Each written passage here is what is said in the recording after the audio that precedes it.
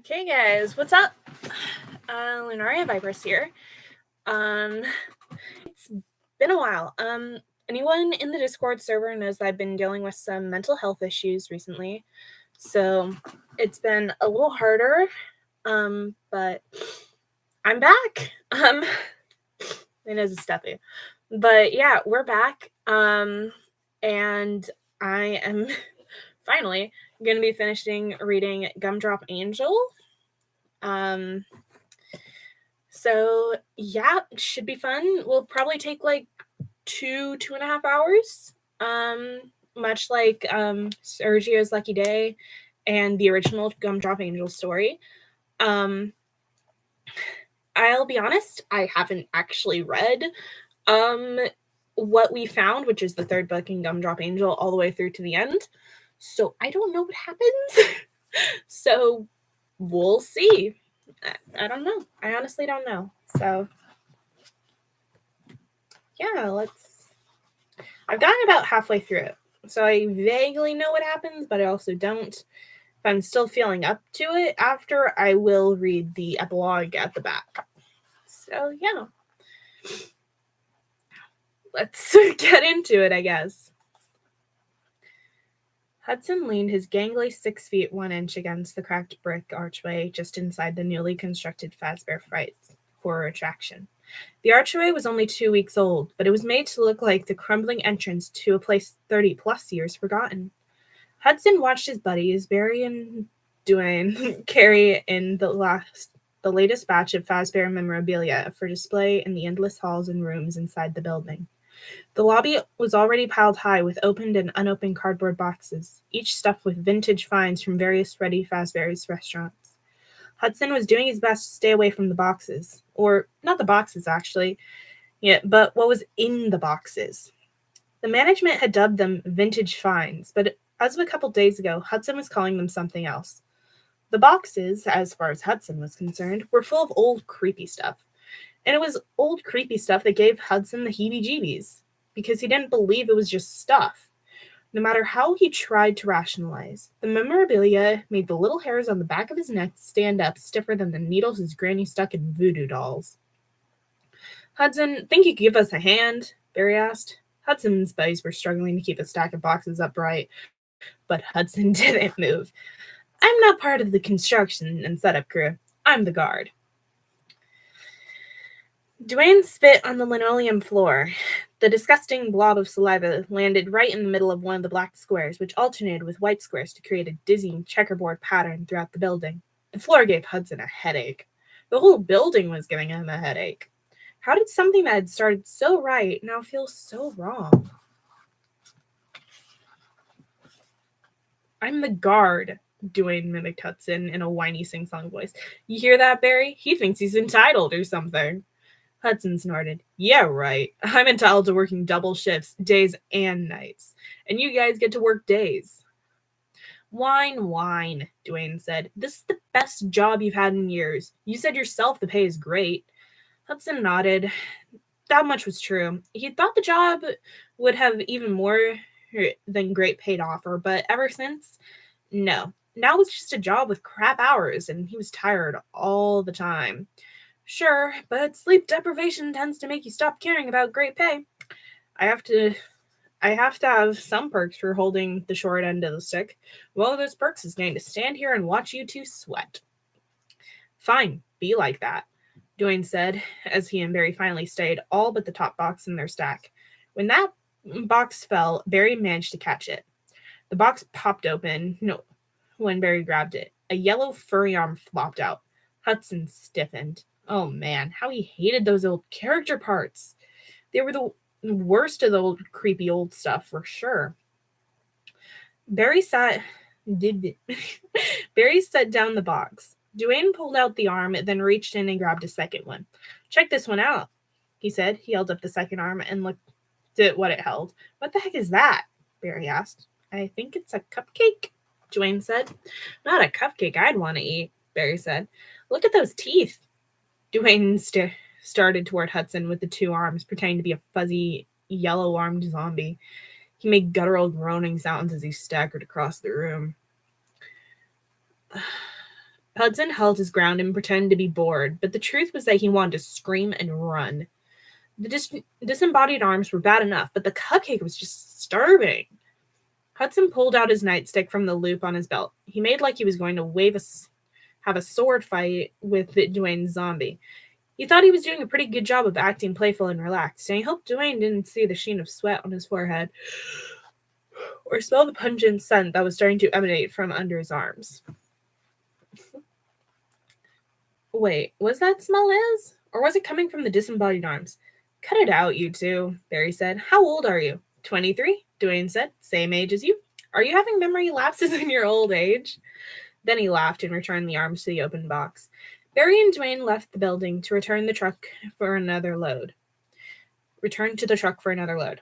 Hudson strolled nonchalantly down the hall until they were out of sight. Then he strode to the office, the real office. There he went in and shut and locked the door. Dropping into the cheap, wobbly desk chair in front of a bank of monitors, Hudson surveyed the building, starting with the fake office. Fazbear's Fright was being set up to be a sort of expanded replica of the Freddy Fazbear's restaurants. Not a true representation of any one of the old places. This attraction spliced together aspects of the infamous pizzerias with all the murderous history. The office was one of those aspects. The place where hapless security guards like Hudson managed to miss seeing the tragedy as it unfolded so many years ago. The fake office had already been decorated by the attraction's design team. They'd done a good job of making the room look old and dingy, mostly because they were able to salvage derelict equipment original to the old pizzerias. Clunky monitors, dusty keyboards, bent filing cabinets, and a scratched desk that had been shoved into the room. They then covered those surfaces with piles of paper, wadded up trash, paper cups, and a crooked old fan that squeaked as it ran. They even let loose a rat or two in the room. The rats apparently were pretty tame and had a place to stay tucked into a vent in the wall, and they didn't want to perform. But when they scurried around, they gave Hudson the willies. He figured more than one girl would scream her head off when the rats appeared. Hudson had nearly screamed himself a couple times. He wasn't a fan of rats.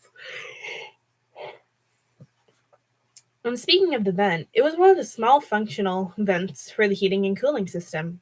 Higher up on the wall, huge louvered vent covers made it clear the vents behind them were massive, certainly large enough to accommodate a good-sized man, or something not so ordinary. Hudson, who was tall but skinny, could have easily had a picnic inside one of those vents if he was so inclined, which he wasn't. What in the heck were those big vents for? Hudson had asked the question, and he hadn't received an answer. That unsettled him. He didn't think the vents were for anything good. Hudson noticed movement on the monitors, and he leaned back in his chair to watch Barry and Dwayne carrying another load. Both men were laughing. And why shouldn't they laugh? Barry and Dwayne had it made. Unlike Hudson, they were good-looking, respected around town, and on the verge of going into the Navy to train for a spot on the SEAL team. When Hudson, Barry, and Dwayne were boys, they were the three musketeers, ready to take on the world. Invincible, unstoppable. Hudson could remember the swashbuckling fights they had in their backyards, reenacting scenes from their favorite action movies. They didn't have a care in the world. But that was before Hudson's dad died and his mom married Lewis, a ridiculous balding man who wore plaid vests and smoked a pipe like he was giving a performance every time he took a puff from it. To this day, Hudson couldn't stand the smell of cherries because Lewis had used black cherry pipe tobacco. This horrible little man, Hudson's mother, thought it would be a good idea to marry, would make Hudson's next 10 years a living hell. The day his crazy mother said, "I do," to Lewis was the day life started saying, "I don't," to Hudson. It was also the day when his life and that of his best friends started to diverge. Sure, they all remained friends. They still had fake sword fights, they still hung out, but everything else changed. Barry and Dwayne did well in school, so their parents were proud of them. They did well in sports, so they were popular with other kids. While their stars were on the rise, Hudson began to screw up in class, a product of spending the night in fear that his stepfather was going to burst into his room and beat him just for the fun of it. sore because of the near daily beatings, and malnourished because his mom started taking pills to get through the day and therefore forgot to do mundane things like grocery shop. Hudson couldn't get on baseball or football teams to save his life. Barry, whose red hair and freckles had been awkward when he was young, became an auburn-haired novelty to the cheerleaders and fans alike in high school. Dwayne, who wore tight black shirts to show off his muscles and grew his black hair long enough to wear it in a glossy ponytail, was like walking catnip to girls. Even though Barry and Dwayne still tried to include Hudson, there was no place for him, really, in their world. And so it went, year after year, until the night of the fire. And then, just when he was sure his troubles were over and the sun was finally going to rise again in his life, things just got worse. To have that happen again here, in this new job, wasn't fair. Pounding on the office door jerked Hudson from his pathetic stroll down memory lane. He scrambled upright. "What?" he shouted. "We're going to knock off it and go to Charlie's for a Sunday in 15 minutes, Barry called. "Coming with?" Hudson looked at his old scuffed watch. That would work. He got 6 hours off between shifts, just enough time to get ice cream, go home, eat canned soup, then try and sleep for 4 hours. What a life. "Sure," he called out. "Meet us out front." "Okay." Hudson sighed and stood. He had to do one more walkthrough before he passed the keys to Virgil, the old guy who covered for him when he went home. Hudson was pretty sure Virgil didn't do a thing but sleep while he was here, but Virgil wasn't Hudson's responsibility. Hudson just wanted to do a good job on his shift so he could keep the better pay coming in. And it wasn't like he had a lot of job options available. The thought made him grind his teeth. "Thanks, Lewis," he muttered as he left the office. In the hallway, he took a deep breath and gave himself a little mental pep talk about what he had to do. This is not rocket science, he thought, nor is it an advance into enemy territory, a fight with deadly demons, or a descent into hell. It's just a tour of the building that has a lot of old, creepy stuff. When the goosebumps popped up on his forearms, he knew his usual pep talk had failed.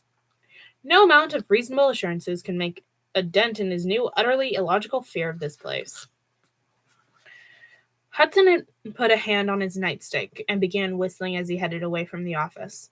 He made sure to stay in the middle of the hall as he walked toward his least favorite part of the building. He stayed in the middle because the walls of the hallway were already decorated. The entire interior of Fazbear Frights, although in a brand new building, had been made to look like a long abandoned space, already dark and gloomy because it was nearly windowless. Only the tiniest of windows were set high up on the walls. The rooms and hallways looked ancient because painters had used all sorts of weird techniques to create walls that looked dirty, mildewed, and cobweb-covered. As if that wasn't bad enough, the designers had begun covering the modeled walls with decayed... Why is my phone going off? Oh my gosh, what the heck? Why do I have a bunch of... What? I'm sorry.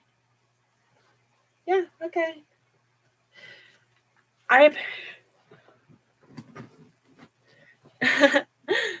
Okay, why was my phone going off? I don't know. Anyway.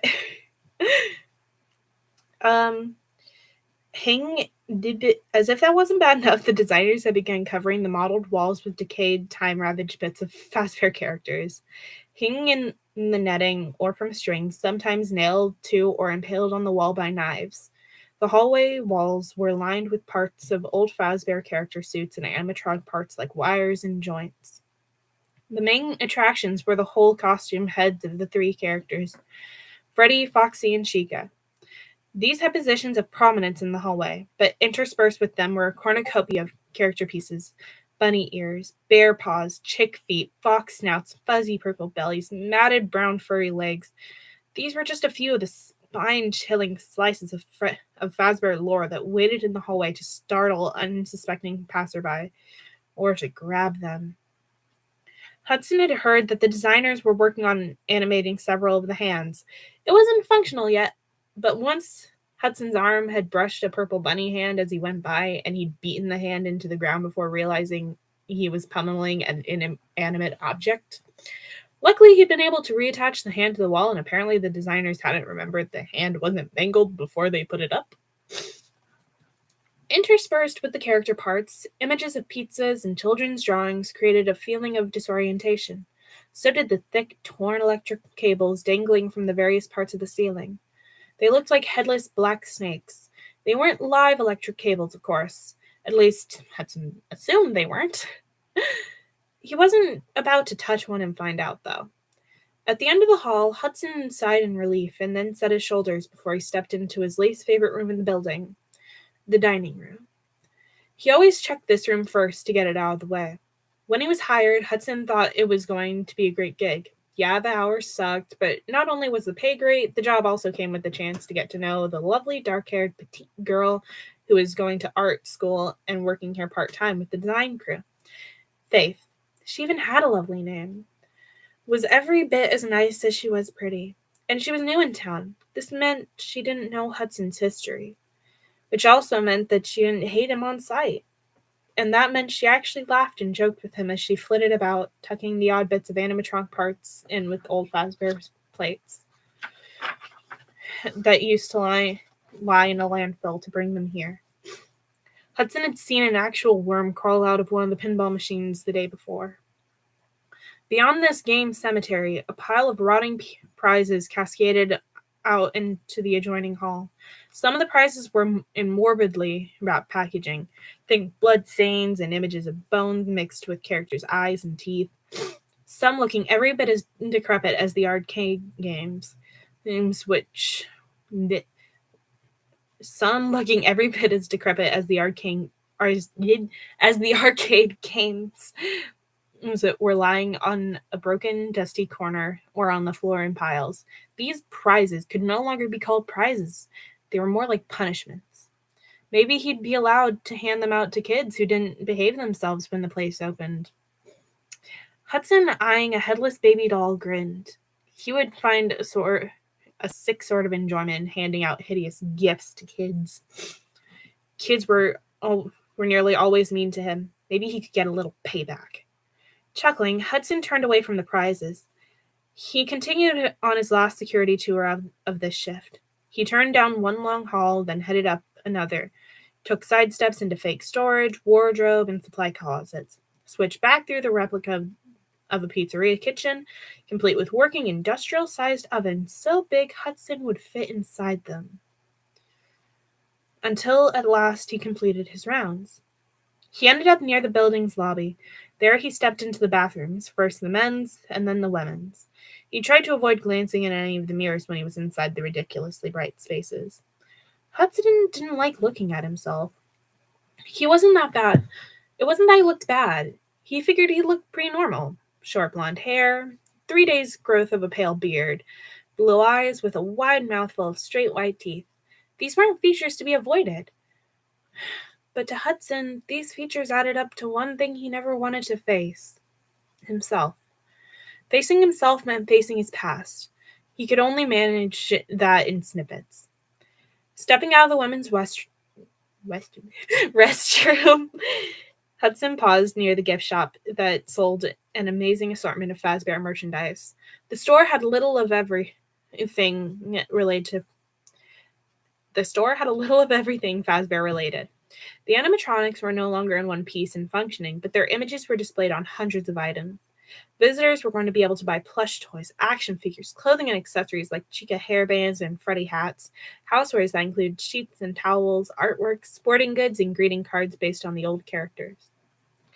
The gift shop was about 3/4 of the way stocked, and he knew it was supposed to be a bright and cheery place with its red and yellow striped walls and its colorful posters of the Fazbear characters. But he thought that the rows and rows of little eyes on the plush toys and action figures were anything but cheerful. He thought the hundreds of small characters looked like they were lining up for an invasion of some kind. He didn't want to be around when that invasion came. He knew from horrific personal experience that toys could turn from fun to instruments of torture in a heartbeat. Of course, that required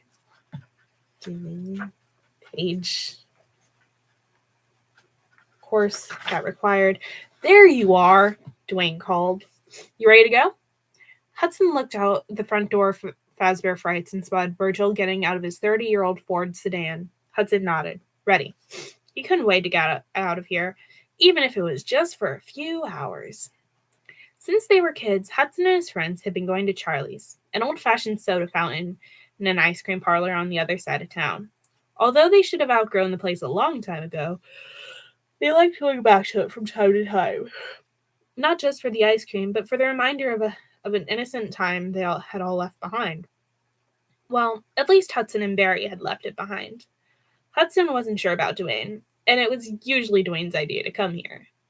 Hudson liked the place, but he didn't like going to the far side of town. It meant he had to bum a ride from his friends, and he'd have to bum a ride back. It sucked having no car. It sucked having no life. Hudson and his friends arrived in the narrow, dimly lit, wood-paneled parlor, filled with red leather stools and booths. Hudson surveyed the scene. This place is starting to look a little like Freddy Fazbear's. It needs a good cleaning. Dwayne slid into a booth and stretched out his legs. Who cares? Doesn't this place make you feel like a kid again? Barry and Hudson squeezed in opposite Dwayne. Barry snorted. It would take more than an ice cream parlor to make me feel like a kid. And you? What do you mean again? We're all still waiting on you to grow up. Dwayne grinned. You say that like it's a bad thing. The small ice cream parlor only had a couple other customers. A teenage couple sharing a float. As they sucked their concoction through a straw, they stared into each other's eyes. Hudson glanced at them, then fixed his gaze on the chrome jukebox on the black and white checkerboard floor at the far end of the room. It was way too similar to the one at Freddy Fazbear's. Here's to suit Hudson. Zoning out, he reflected on his younger self, trying to remember the last time he'd felt truly happy. It was weird. He could perfectly envision his pre-Lewis days in his mind, but he couldn't feel them. It was like watching some other kid's life on a movie screen in his head. Sighing, he drew a deep breath. The room smelled like dust and furniture polish. Only a hint of sweeter scents, like vanilla and cherries, managed to get through his nostrils. Barkeep, Dwayne bellowed. 3 of your finest. The guy behind the soda fountain wasn't one they recognized. He was muscular and had a buzz cut. He rolled his eyes at Dwayne. Dwayne laughed. Oh, all right. 3 chocolate sundaes, hold the cherries. Hudson leaned back and half listened to Dwayne and Barry talk about the day while he watched the sundaes being made. When the sundaes arrived, Dwayne and Barry argued over the bill. Hudson noticed neither of his friends asked him to pay. Not that he could have. After he paid his rent and utilities this month, he'd have exactly $123.63 left to buy groceries and pay for bus fare to and from his job. Better pay was a relative thing. He was still poor. If only the Navy had wanted him, like it had wanted his friends. Of course, it hadn't. How could he hope to pass a physical? He had fused 2 discs in his spine left. He had 2 fused discs in his spine left over from when Lewis threw him against a wall after he mouthed off to him. He had a wrist that gave him fits. It hadn't been set right after Lewis crushed it under his boot because Hudson wet himself during a thunderstorm. Not to mention the nerve injury. He was damaged goods, barely able to walk the spooky halls of Fazbear Frights. I shouldn't be eating this, Barry said, digging his spoon into whipped cream, chocolate syrup, and vanilla ice cream. Dinner at my grandparents' house this evening. Chicken fried steak and white gravy, mashed potatoes, and cream corn? Dwayne asked. What else? Gotta love grandma's, Dwayne said, spitting ice cream into his mouth. The rich aroma of chocolate cut through the dust and polished smells. You got that right, Barry agreed. Yours does that incredible apple pie, right? Dwayne nodded. And cinnamon rolls. Thankfully, she only visits a couple times a year. I'd be tubby if she lived close like yours. How's your granny, Hud? Hud, Barry asked. You haven't mentioned her in years. Is she still alive? Hudson nodded and grinned. I don't think she can die. Dwayne nudged Barry. You remember how afraid you were of her when we were kids? Barry held up his hands. Hey, I'm not ashamed. He looked at Hudson. What reasonable person wouldn't be afraid of your granny? He laughed. Hudson smiled and nodded. Only an idiot would cross her. Dwayne grinned. Remember when she made that voodoo doll of Mr. Pikestaff? He laughed. The jerk walked funny for a week, and she only used 2 pins. Hudson smiled again. His granny was not your run-of-the-mill grandma. That was a good one, he admitted. But I've always thought Granny was more wise than scary. She's always known stuff. He thought about how creeped out he'd been feeling at Fazbear Frights. Like, she always told me that if the hair stands up on the back of your neck, You should do what it wants and stay alert because trouble's coming. Dwayne laughed. So what's got the hairs on the back of your neck standing up? Hudson looked at him. For real? You want to know? Dwayne said, for real. Hudson didn't speak. Instead, he thought about his granny. An expert in the use of herbs to heal whatever needed healing, Granny Foster was a seer who claimed to know the future, but never bothered to tell anyone else about it. She didn't have any particular faith or belief system, including voodoo, but she thought voodoo dolls were a hoot. She liked using them to mete out justice to unpleasant people. Why, Granny? 12-year-old Hudson asked her once. Why do they work for you when you don't even believe in voodoo? Granny Foster, who always wore big men's plaid flannel shirts with baggy jeans, rocked in her chair on her front porch and said, I believe in what I believe, and because I believe it, it works for me. I don't know what that means, Hudson said. You don't know what you believe. That's why life knocks you around the way it does. Granny Foster had a lot of pithy pronouncements like that, and Hudson had spent years thinking about every one of them. And it was like the reasons he was so edgy at work. Earth to Hud, Dwayne said. Hudson blinked. Sorry. He took a bite of his ice cream. Okay, what makes my neck hair stand up is Fazbear Frights. Dwayne laughed. Really? That place? There's nothing hair-raising about it. It's just smoke and mirrors for schmoes who think being artificially scared is a good idea. Like there isn't enough real scary stuff in life to keep us busy, Barry grunted. Exactly, Dwayne said. Fazbear Frights is just a place to work. It's a job, a short stop along the road. Maybe for you, Hudson sighed. You're not stuck here. Dwayne scooped up more ice cream and didn't respond, but Barry said to Dwayne, he has a point. Dwayne shook his head. You can't think that way, Hud. You have to believe things will break for you. Things break all right, Hudson said, thinking about his attempt to date Faith. I mean break in a good way, Dwayne said. I know what you mean. Barry and Dwayne dropped Hudson off at his basement studio apartment 4 hours before he had to catch the bus to get back on the job.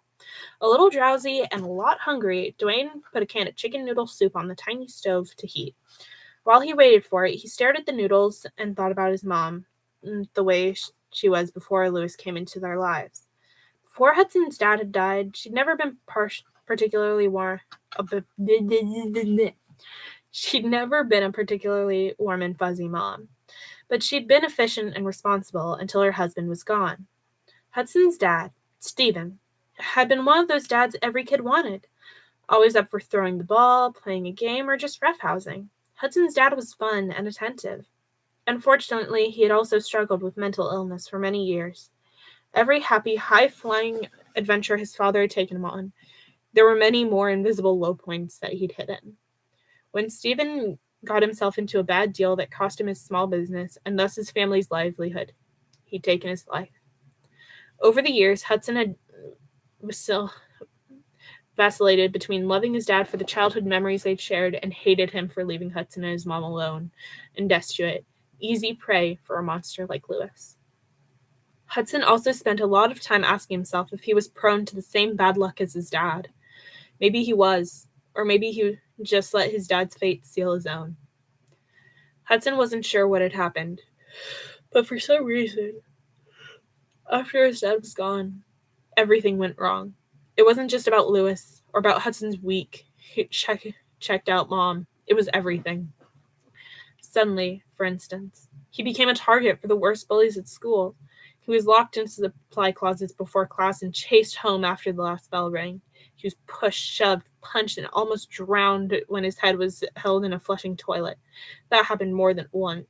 One of the bullies called him Swirly Head. The teachers at school weren't much better than the bullies. When Hudson's grades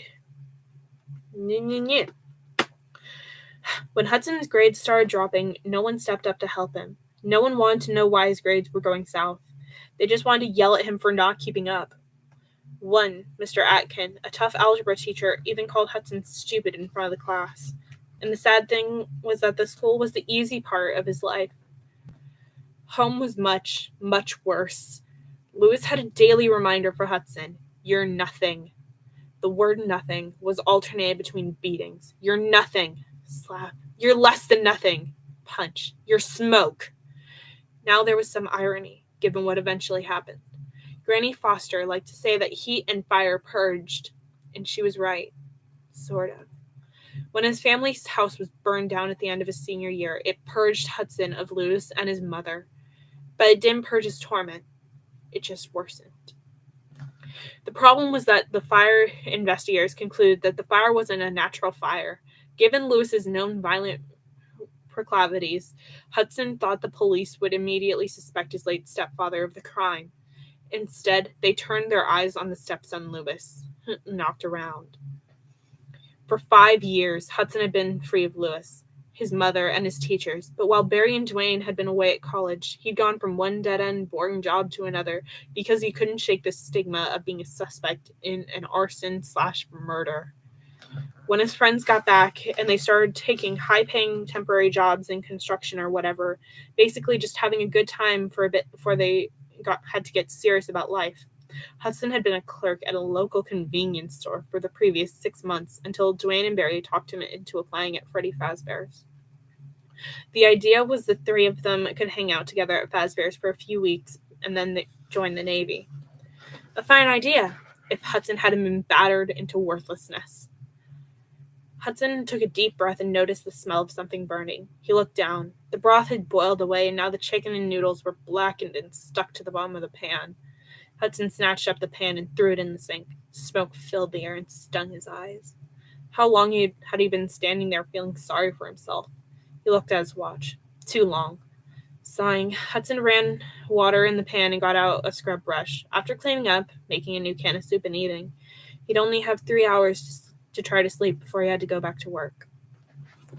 Okay, quick water break.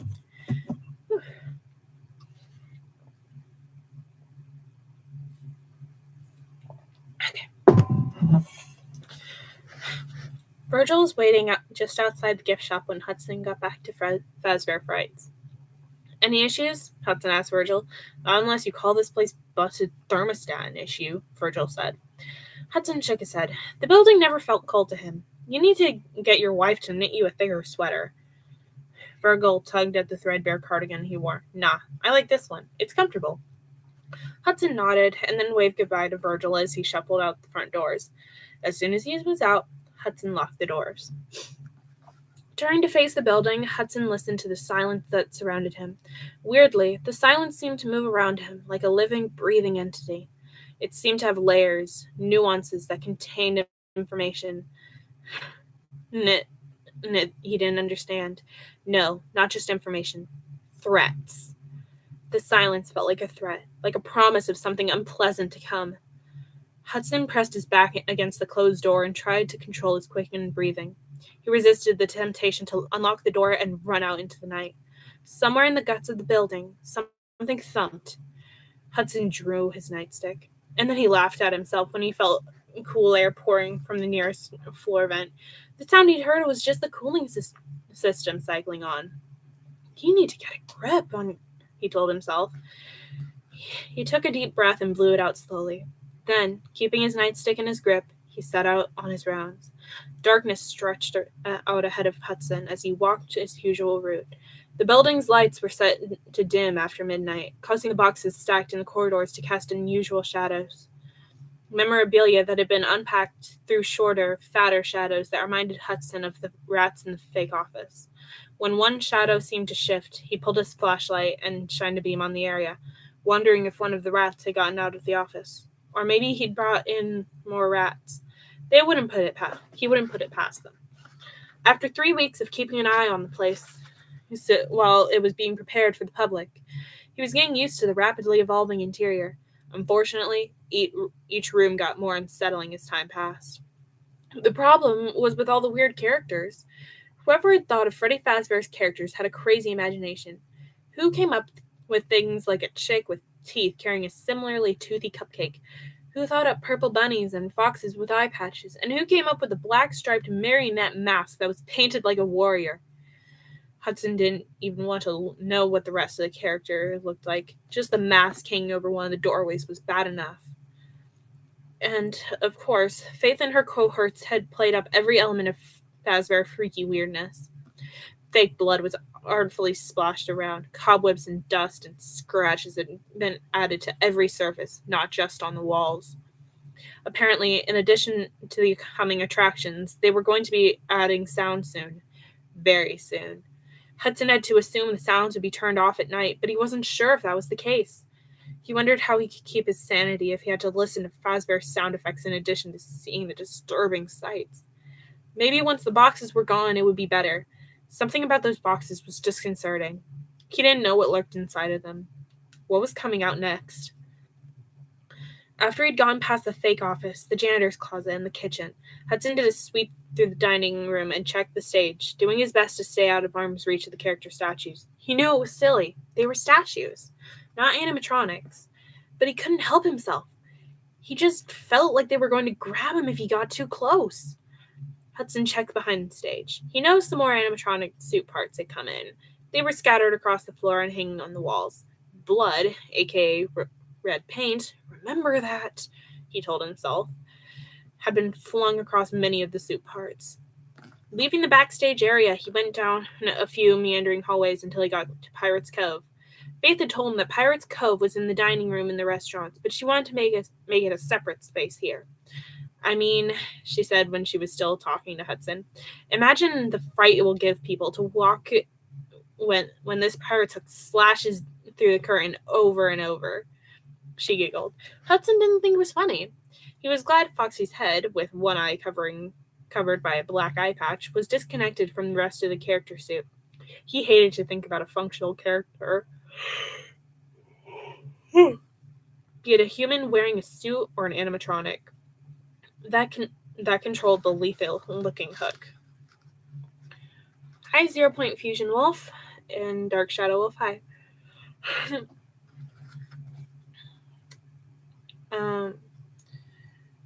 Leaving Pirate's Cove, Hudson moved on to the fake office.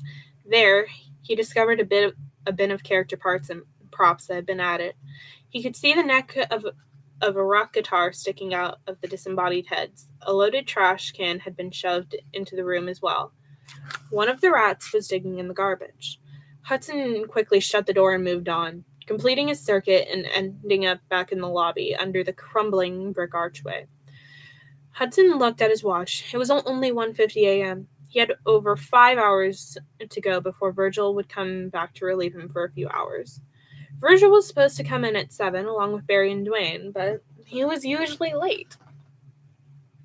Hudson tapped his nightstick against his thigh. Time to go hide in the real office and watch the monitors for a while. Hudson entered the office and put his nightstick back on his belt. He holstered his flashlight and sank into his chair. This room was Hudson's sanctuary. It was the only place in the building where he didn't feel like hundreds of eyes were on him. The only thing in the office that made him nervous was the huge vent cover high on the wall above his desk. A couple days ago, he decided that someone, or something, could easily watch him through that louvered vent, through that louvered cover. Don't recognize that word. Anyway, moving on. So he brought an old blanket from home and tacked it over the vent cover. So far, no one had said anything about it. He wondered if Virgil ever felt like he was being watched through the vent. Hudson never asked him. Hudson leaned back and put his feet up. He settled in to wait for the night to pass. Already been recording for 40 minutes. Not very far in. We're on page 170 of the book itself, and the story goes until page 227, so about 50 pages, I think, right? Oh gosh, I'm questioning math. I am too tired for this. One sec. So 227 on page 170. Yeah, we have about 50 pages. Shouldn't take too long.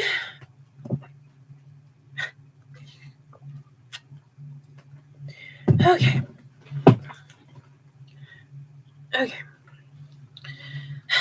When Hudson returned from his short break the next day, it was nearly noon. Barry and Dwayne were carrying in another tower of boxes, and Faith was sitting on the floor pulling all sorts of new vintage finds from the cardboard containers. "We're breaking for lunch in 15, Dwayne called to Hudson as Hudson entered the building. "Will you be in the office?" "Sure." Hudson figured he could fit in his starting circuit in that time if he hurried. Even though he and his friends weren't as close as they used to be, he still found their company comforting. It made him feel like just a little less alone in the world. He didn't like to think about what it would be like after they shipped out.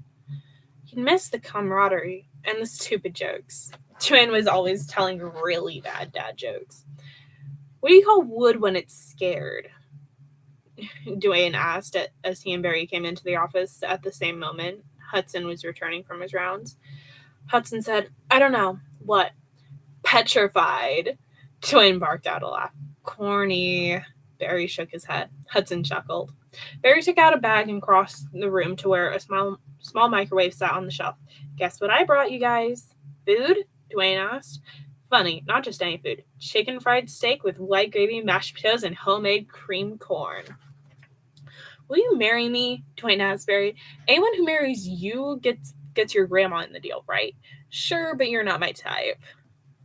"What is your type?" Hudson asked. "Not you," Barry said. All three men laughed. Barry stuck the food in the microwave and turned it on. Immediately, the nearly intoxicating aroma of chicken fried steak filled the room. Hudson realized just how hungry he was. "Speaking of marriage," Dwayne said to Barry, "how'd your day with Faith go?" Hudson stiffened. "Barry went out with Faith?" "Great," Barry said. "Really great. She's pretty amazing." Barry looked down at his hands and then looked at Hudson. "She said you two went on a date once, but it didn't work out. Are you okay with me dating her? I won't if you're not."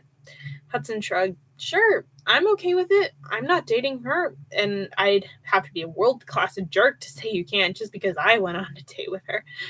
"What happened?" Dwayne asked. Hudson rolled his eyes. "What do you think?" Dwayne and Barry looked at each other. "We didn't tell her," Barry said. "We don't talk to anyone about it." Hudson shrugged. Barry opened the microwave and pulled out the steaming plastic containers. He started parceling out the food on paper plates. Hudson was trying not to be mad at his friend, but he didn't think he could bring himself to accept his charity on top of everything. "None for me," Hudson said. "I'm not hungry." "You sure?" Barry said. Hudson nodded. Barry shrugged, but left some food in the containers. "I'll leave your share here for when you get hungry later." Through a mouthful of mashed potatoes, Dwayne added, "Unless I get to it first." Barry handed Dwayne a napkin. "Close your mouth. Didn't your mom teach you any manners?" Hudson looked at his friends and checked the monitors. He noticed that stacks of boxes had grown higher in the lobby. "How much more stuff are you two bringing in?" "We were told that there are a couple more truckfuls coming in," Barry said. "Some big find is arriving tomorrow." "What kind of find?" Hudson asked. Dwayne shrugged in response. "I don't care about more finds," Hudson said. "When is the phone system being put in?" "Day after tomorrow, I think," Barry said. Faith said she wanted to get a couple more projects done before the team came in. Trying not to imagine Faith and Barry together, Hudson shifted his gaze from one monitor to the next. He shook his head at all the junk being crammed into the building. "What's wrong?" Dwayne asked. Hudson shrugged. He didn't want to get into sharing his feelings with his friends. "Whatever you say," Dwayne said. "I didn't say anything," Hudson said. Dwayne licked his plate. "Whatever. You know, you look like a dog when you do that," Barry said. "Right?" "Don't care," Dwayne said. "It's good." When he put down the clean paper plate and looked at Hudson, "What's up with you the last few days? You've been acting weird." Faith shrugged. When Faith asked me if I did it, it brought it all back, messed with my head. Barry cringed. "That's why I asked her if you want me to see her." "You like her?" Hudson asked. "I do." "Well, then date her." "We'll be gone in a couple of months," Dwayne pointed out. Barry shrugged. "No one can predict the future." "Granny can," Hudson said. The men laughed. When his shift break came later in the day, Hudson declined his friend's invitation to dinner. He needed to go see Granny. "Need a ride?" Barry asked. "I'll walk," Hudson said. He decided he wouldn't even try to sleep this evening. He'd visit Granny, get her to feed him, and then see if she had something for boosting his energy. If anyone could keep him awake, it would be Granny. So Hudson left Fazbear Frights behind at 5 p.m. and he strode the 10 blocks to his granny's place. The day was cool but dry. The first of the fall leaves scattered along the concrete in front of him as he walked. He inhaled the scent of crab apples, which had fallen from trees by the sidewalk. Granny had told him that scents have power, and when the scent is appealing, inhaling it will give you strength. Don't inhale putrid smells, she warned him once. They're more than just smells. Everything is more than it seems. Just shy of the modern apartment building that housed his granny, Hudson caught a scent of something rotting. He covered his mouth with his hand and jogged into the building as some young, hip businessman was coming out. When you thought of a granny like Granny Foster, unconcerned by appearances, who followed the old ways, and who used voodoo dolls to handle conflicts, you don't think of finding that granny in an ultra-modern open-loft apartment. When Hudson was a kid, Granny Foster had lived in an old house near where Hudson and his parents lived. By the time of the fire, Granny had moved. She said that energy was better downtown and the place was closer to men. Granny Foster had started dating. Hudson grinned as he took the sleek black elevator to the 6th floor of the old warehouse that had been converted to lofts. Thinking about Granny Foster dating always cheered him up. Hudson had never met Grandpa Foster. He died before Hudson was born, and it was hard to imagine a man strong enough for the likes of Granny Foster. So far, none of her dates had gotten even a semi-permanent position. Hudson stepped off the elevator, listening to the ding as it closed behind him, and strode over to a polished cement floor down the far end of the hall. Someone on this floor was baking cookies. They smelled like sugar cookies. He was sure that someone wasn't Granny. Her idea of baking didn't result in something as yummy as a cookie. 2 steps before Hudson reached Granny's door, it opened. Granny was wearing a red and green plaid shirt with her baggy jeans. "You're late." Hudson hadn't told her he was coming. He chose to ignore her words. He leaned over to hug her. She smelled like exotic spices and peaches. He inhaled. Granny Foster's power didn't come from her size. She was only 5 feet 1 inch, and she was as skinny as Hudson was. He'd never been concerned about breaking her when he hugged her, if he hadn't learned over the years that she had a power that was much stronger than her barely encased bones. Nothing was going to break Granny Foster. A fan of being out in the sun, Granny Foster's skin was dark and thick, like cracked leather, and she had wrinkles layered on wrinkles for as long, and she'd had wrinkles layered on wrinkles for as long as Hudson could remember. She'd also had wild jaw-length hair that was always in disarray. Her hair was white. Apparently her hair turned white when she was not much older than Hudson was now. He'd never asked her why. Somehow, neither the wrinkles nor the white hair made Granny appear old or weak. Combined with her sharp features and unusually bright blue eyes, they made her look tough, which she was. When he let her go, Granny Foster kicked the door shut and motioned for Hudson to follow her. Instead of leading him to the black leather sofa by the wall-to-wall window that looked out over downtown, she led him to the center of the room and pointed. "Is that a fire pit?" Hudson asked, staring at the small stone-walled circle with burning coals within. Granny waved a hand. "Big, but it will do." Her voice did not match her body. Deep and gravelly. Granny's voice belonged in a trucker's body. It was one of the reasons she was scary.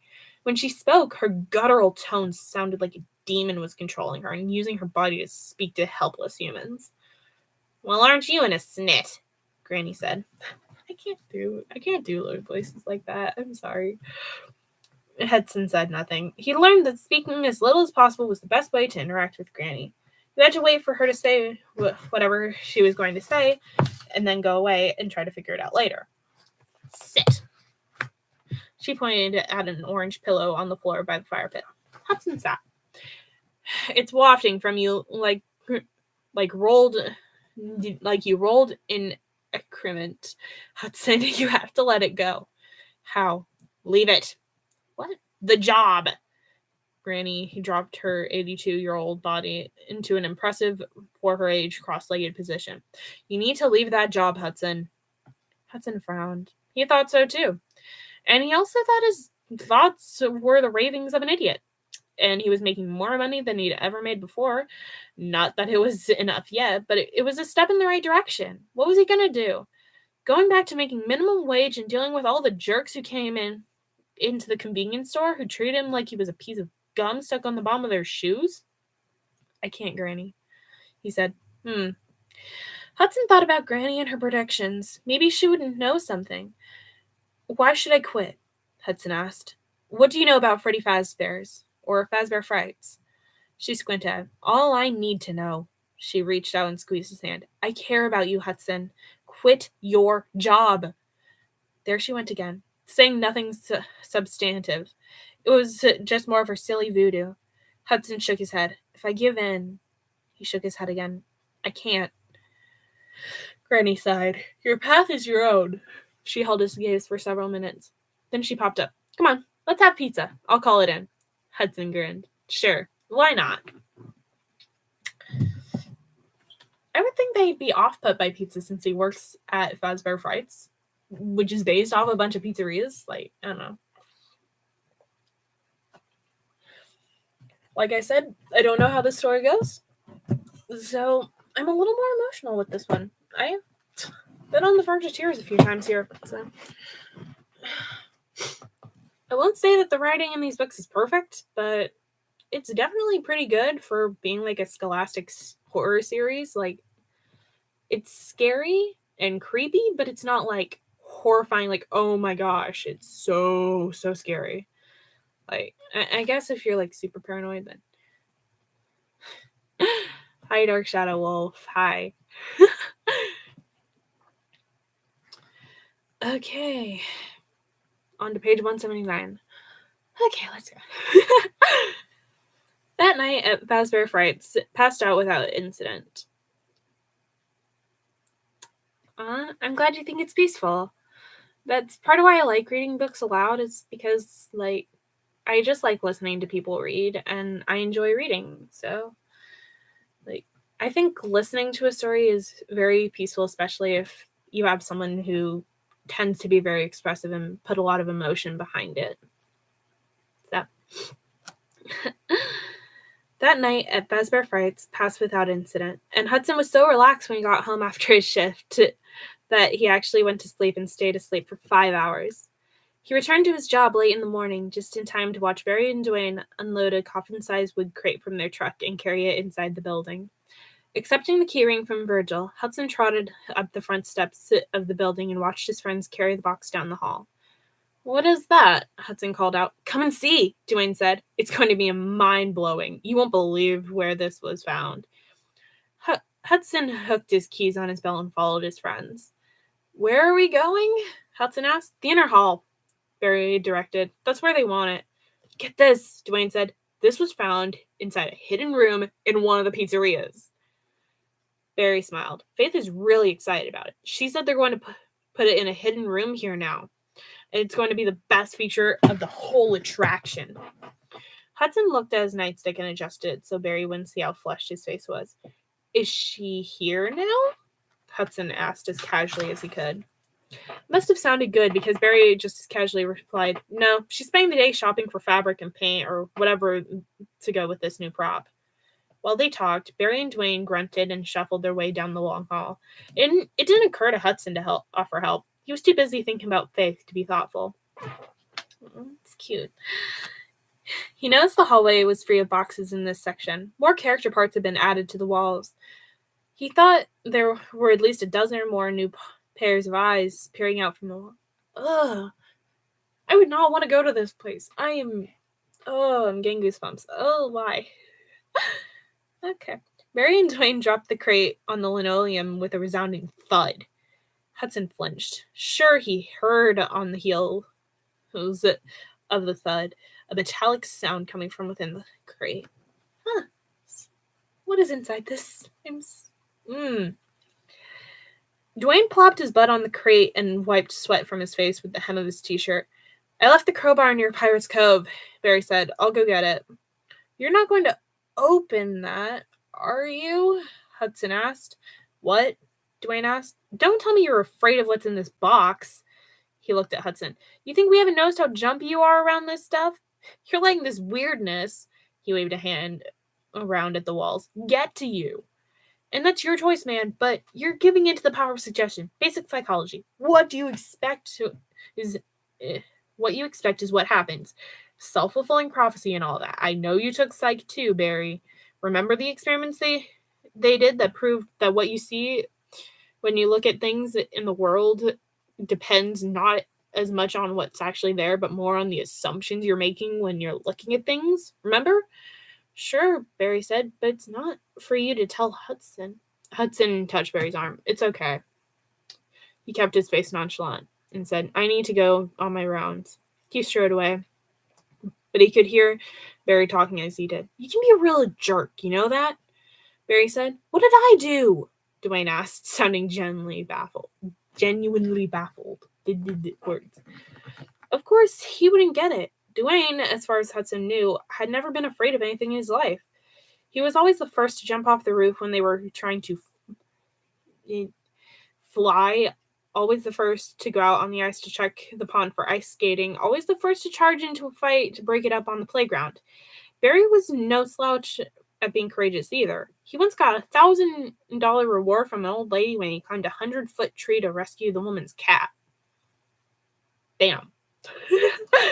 And Hudson, what had he done? He'd hid from Lewis instead of fighting back. Hudson shook himself mentally and stomped down the hall to do his rounds. A half hour later, Hudson was on his way to the office when Dwayne called to him. You have to come and see this thing. It is creep-tastic.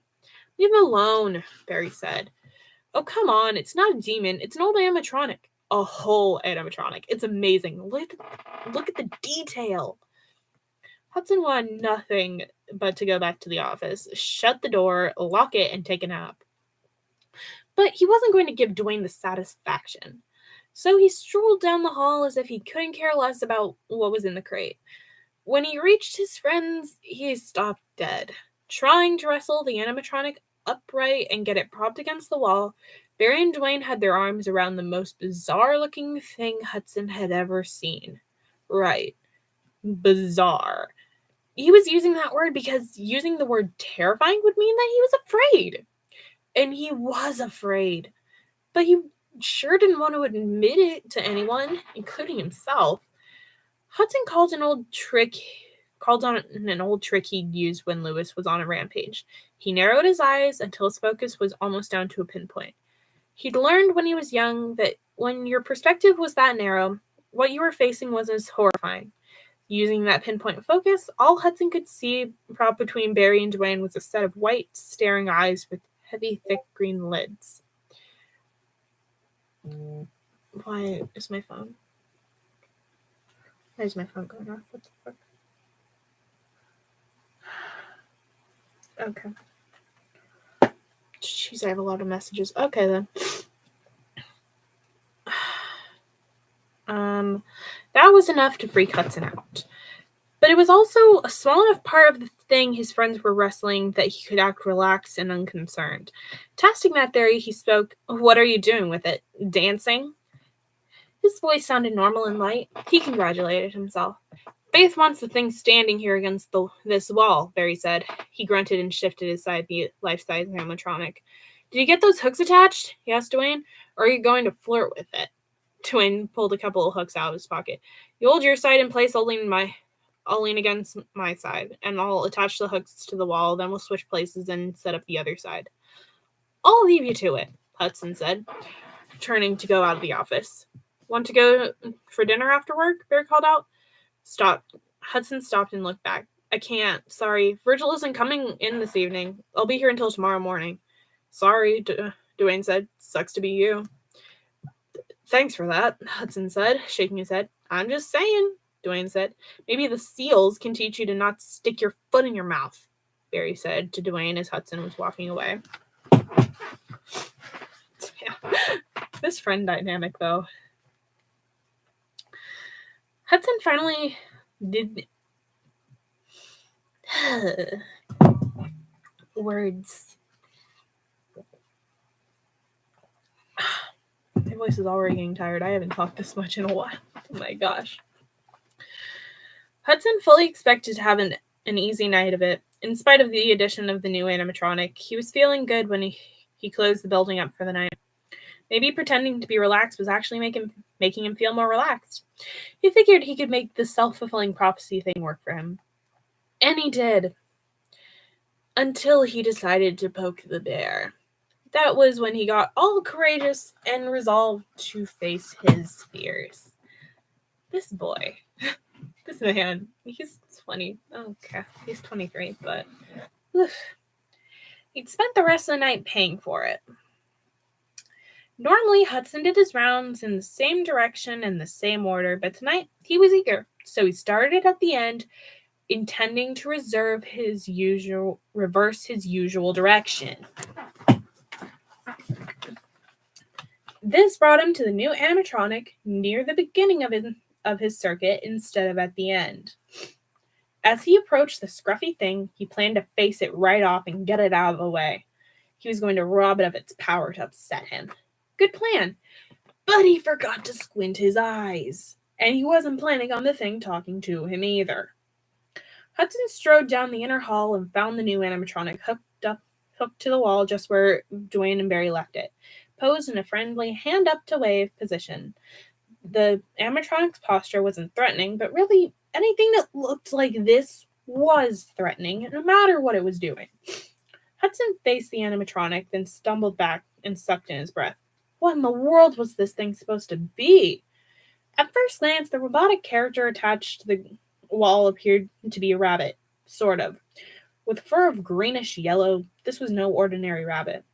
Though it was not even a cartoon rabbit. It was the kind of rabbit Dr. Frankenstein might have created if he'd wanted to build a rabbit instead of a man. Ears torn, dozens of pieces of the bodies and limbs, yellow-green fur ripped away or chewed away. It was hard to tell. This was a rabbit that would never be cuddled by any child. It shouldn't have been seen by a child either. Where the fur was torn, you could see metal pieces of the animatronic structure, exposed wires linked to an oxidized metal frame, and something else. What was that? Hudson couldn't help himself. He leaned in to get a better look. Was that? No, it couldn't be. He studied the reddish and grayish areas that could be seen through the gaps in the fur and metal. It looked like Hudson took a step back and clutched his nightstick. He realized he was breathing too fast, and he bent over to get a grip on himself. He needed to go back to squinting, but he couldn't. He had to know. Stepping closer again, Hudson tilted his head to get a better look at what was hiding under the fur and metal. He was going to show himself that his crazy flight of gruesome fancy was just that. Fancy. But it wasn't. Hudson lifted a finger and carefully extended his hand far enough to touch what was inside the ravaged fur and exposed metal. He put the tip of his finger against the reddish material. He jumped back so fast he lost balance and fell against the opposite wall. It was tissue. Maybe not. No, probably not human tissue, but it was some kind of bodily tissue. Who would want to terrify someone with gore like this? It couldn't be real. It's real, a scratchy voice said. Hudson scrambled back. It spoke. The animatronic spoke. No, that wasn't possible. Dwayne and Barry told him the thing was completely non-functional. Experts were going to be brought in to work on it, and even then they figured it was beyond repair. If you weren't so stupid, I'd tell you more about it, the voice said. The voice was distinctive. Way too distinctive. A bass voice with a blur-like rasp. The voice had a hint of a southern accent. Hudson knew that voice. It was Mr. Atkins' voice. Hudson drew his stick. How could the Mr. Atkins' voice be coming out of this thing? Or did the voice come from the animatronic? No, Hudson didn't think so. The voice seemed to fill his head, coming more from inside his ears than outside of them. He couldn't pin down the direction. Who said that? Hudson said. He looked around, then looked back at the animatronic. It hung on the wall, its tooth-filled mouth completely still. Hudson turned his head again to look up and down the hall. Stupid, the voice said again. Hudson whipped his gaze back to the animatronic's mouth. It was exactly as it had been before. Hudson stared at the mouth for several minutes. The voice didn't speak. The hallway went silent. Hudson blinked and looked down at the length of the animatronic, staring at the jagged lower edge of the fur ending above the exposed ankle. Bones? Were those bones? Nah, that was stupid. They had to be metal supports discolored by age. Do the math, the voice said. The voice and the word math brought back a rush of memories from Mr. Atkins' algebra class. Hudson could suddenly smell the chalk in the classroom, feel his sweat-dampened jeans sticking to the hard seat of his desk. He could feel his classmates' eyes on him, feel Mr. Atkins' disdain. He wanted to run away and hide. Tears welled in Hudson's eyes, but then he remembered he wasn't a child anymore. He felt a surge of anger, and he shoved his nightstick into the animatronic's mouth. He heard a snap, a tinkle, and a clatter on the floor. He'd broken off one of the animatronic's teeth. Or had he? Was that tooth there when he first approached the thing? This is nuts, Hudson said. He reached out and grabbed the animatronic. His intention was to carry it to a closet and lock it inside. The thing was heavier than it looked, and it wouldn't budge from the wall. What kind of hooks did you use? Hudson asked the absent Dwayne. He peered at the connections, and he couldn't figure out how to release them. Well, okay, this was good, right? This meant the animatronic couldn't go anywhere. Hudson set his shoulders, turned, and strode down the hall away from the abomination hanging on the wall. He might have heard a whispered, "Stupid," as he went, but he wasn't sure, and he decided to pretend he hadn't. Instead, he marched into the dining room to do his rounds properly, from the beginning. Striding past the tables, he thought about that voice. He hadn't heard that voice in over 10 years. He hadn't thought about Mr. Atkin in that amount of time either. Why was he suddenly hearing a voice that sounded like Mr. Atkin? Was someone playing a prank on Hudson? Would Dwayne and Barry do that? Dwayne, maybe, but not Barry. Let it go, Hudson told himself. Maybe he'd imagined the whole thing. He had gotten himself totally worked up about this place in the last few days. He'd never taken rejection well, and his disappointment in Faith, who did not live up to her name, could have caused a little emotional crash and burn. Maybe his mind was tormenting him because he was tormenting himself for not handling Faith's question better. What would she have done if he hadn't gotten defensive? He could have just said, "No, of course I didn't do it." Or what if he just said, "Did I?" all innocent, and made her explain the question. He could have said that. He could have said, "That's not an easy question to answer." What would have been the most honest thing he could have said? That would have been the most honest thing he could have said. Would she have gone out with him again if he hadn't snapped at her? Stop it, Hudson admonished himself, going through these what-ifs and should-haves like he was beating his head against a brick wall. Hudson went through the archway and started passing the crippled arcade games. Since he was already carrying his nightstick, he beat a rhythm on the metal and plastic and wood as he passed the game remains. He did this every night. It broke up the tedium. Tonight's drumming session wasn't typical, though. As he drummed, Hudson swore he could hear singing. He stopped drumming, and the singing stopped. Who was singing? Hudson took a step back and looked around the dining room. His gaze slipped past the characters on stage and then jerked back. The characters. They'd moved since he passed them. The characters started singing again, and the characters' lips were moving. They were singing. That was not possible. They were statues. Hudson went back in the arcade and started rapping his nightstick more loudly on the games. He was determined to drown out the impossible singing. Before Hudson could rap on the third game in the line, he got another surprise. This one was not as benign. Suddenly, Hudson's nightstick was ripped from his grasp and thrown across the room. It hit the wall with a thwack. At the same time, Hudson's head was slammed down onto the scarred wooden desk under the window in his bedroom. "Why isn't your homework done?" Lewis bellowed. The impact was so powerful, and the corner of the desk that contacted with Hudson's temple was sharp, so he was hit with a double whammy of searing pain and a blinding stream of blood flowing down into his eyes. Stumbling back, Hudson swiped at the blood, trying to clear his vision so they could see Lewis enough to know what the man was going to do next. Lewis had been hitting Hudson for years, but this was the first time Lewis had slammed his head into something. As Hudson wiped his eyes, he rotated, swaggering, but he didn't see anyone. Where was Lewis? He was gone. Hudson was alone in the arcade. Wait, what just happened? Pressing his hand to the bleeding wound at his hairline, Hudson blinked at the arcade game in front of him, a bent and crooked Alien Invaders game.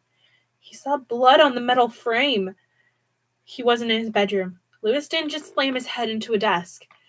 His head had been slammed into the game. Hudson looked for his nightstick. He couldn't find it, and he couldn't stop the bleeding with his hand. He had to get back to the office. He had a first aid kit in there. But was it safe? Something really weird was going on. Why did he hallucinate a scene from his childhood? A muted thud sounded from a few feet away. Who's there? Hudson shouted. He held still, listening. He heard nothing but his hitched breathing. He couldn't ignore the pounding in his head so he could think. He tried to ignore the pounding in his head so he could think. Blood trickled down the hand Hudson held to his head. Whatever happened, he needed to bandage his wound. He couldn't just stand here. Retracing his steps through the dining room, Hudson scanned the area for a threat, but it was too dim and well shadowed for him to have a clear view of every part of the room. The tables, chairs, and muted lighting and cast shadows provided too many hidey holes for anyone who might want to attack or torment Hudson. Besides, he knew no one was out there anyway. He was alone in the building, which made what happened just seem all the more distressing. Still bleeding, Hudson rushed through the room. He jogged down the hall toward the office. He made it there without any trouble. After closing and locking the office door, Hudson checked all the monitors before awkwardly swiping blood from his wound and covering it first with gauze, then with surgical tape. While he doctored himself, he tried to ignore the pain throbbing at his temples, and he tried not to think about the monitors showing no movement of any kind in the whole building. Hudson finished his first aid efforts and sank into his chair. He looked at his bloody hands, then got up. He had to go to the restroom and get himself cleaned up. He looked around the room. Without his nightstick, he felt exposed and vulnerable. He needed a weapon. He spotted a hammer. He'd forgotten to return to the supply closet after he'd used it to fix his desk a couple days before. He picked it up, hefted it, swung it, and nodded, satisfied. This would work. He took a breath, checking the monitors again, and turned toward... Wait. He looked back at the monitors. He blinked and rubbed his eyes. His vision was a little blurry, probably from both the blood in his eyes and the blow to the head. Was he seeing wrong? He leaned toward the monitor in question. No, he wasn't seeing it wrong. Where the animatronic that was supposed to be latched, immobile, and trapped to the wall in the inner hall. Where was the animatronic that was supposed to be latched, immobile, and trapped to the wall in the inner hall? Hudson flung open the office door, gripping the hammer so hard his knuckles turned white. He strode down to the hall. Oh, hell. It was gone. It was really gone. Hudson gawked at the empty hooks hanging from the wall. Hudson heard a scuffling sound behind him. He whirled. Nothing was there. Or was something there, hiding just past that pile of character suits. Hudson pulled out his flashlight and shined it around the hallway. No, he didn't see any movement. He took a step down the hall, moving toward the bathroom, turning in circles constantly. He tried to be aware of the entire hallway at once. He wished he had eyes in the back of his head. He made it to the men's bathroom without further incident. Pushing the door open, he tensed and raised his hammer. Who knew what was lurking in here? Was the mutilated rabbit waiting for him? Hudson snorted at the word rabbit. He was thinking of the animatronic as a rabbit because it made him feel better than think of it as a threatening... Because it made him feel better to think of it being about as threatening as a teddy bear. But of course, that was ignorance. Stupid, the Mr. Atkin voice said. Hudson whirled. He was alone. Again, he couldn't tell where Mr. Atkin's voice had come from. But it was his voice.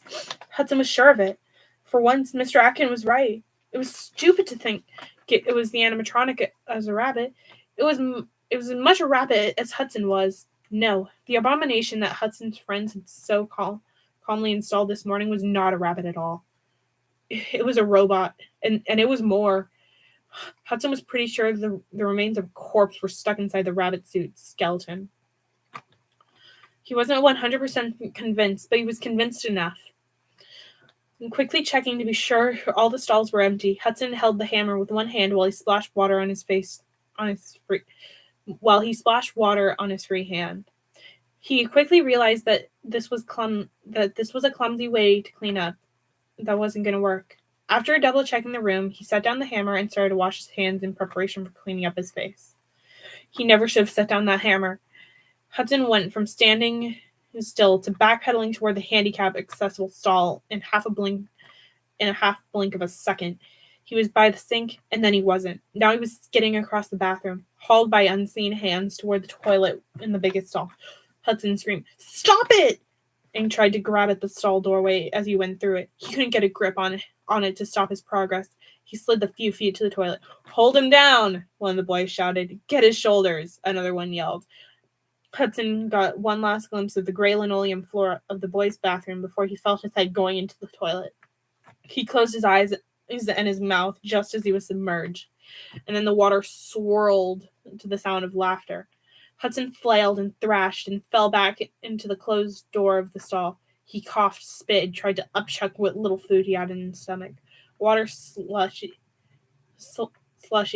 sluiced down his neck and trickled under his shirt. "Get away from me!" he screamed at the bullies, tormenting him. Even though he knew that yelling would spur them to do something else to him, he tensed, bracing for another assault. Nothing happened. Hudson looked around. His gaze fell on the floor, the black and white floor. He squinted at it, then put a hand on it. No gray linoleum. His upper lip curled at the scent of urine. Hudson hefted himself to his feet, fumbled with the stall door, and bolted for the nearest sink. He stuck his head under the faucet and scrubbed at his face and hair with the hottest water he could stand.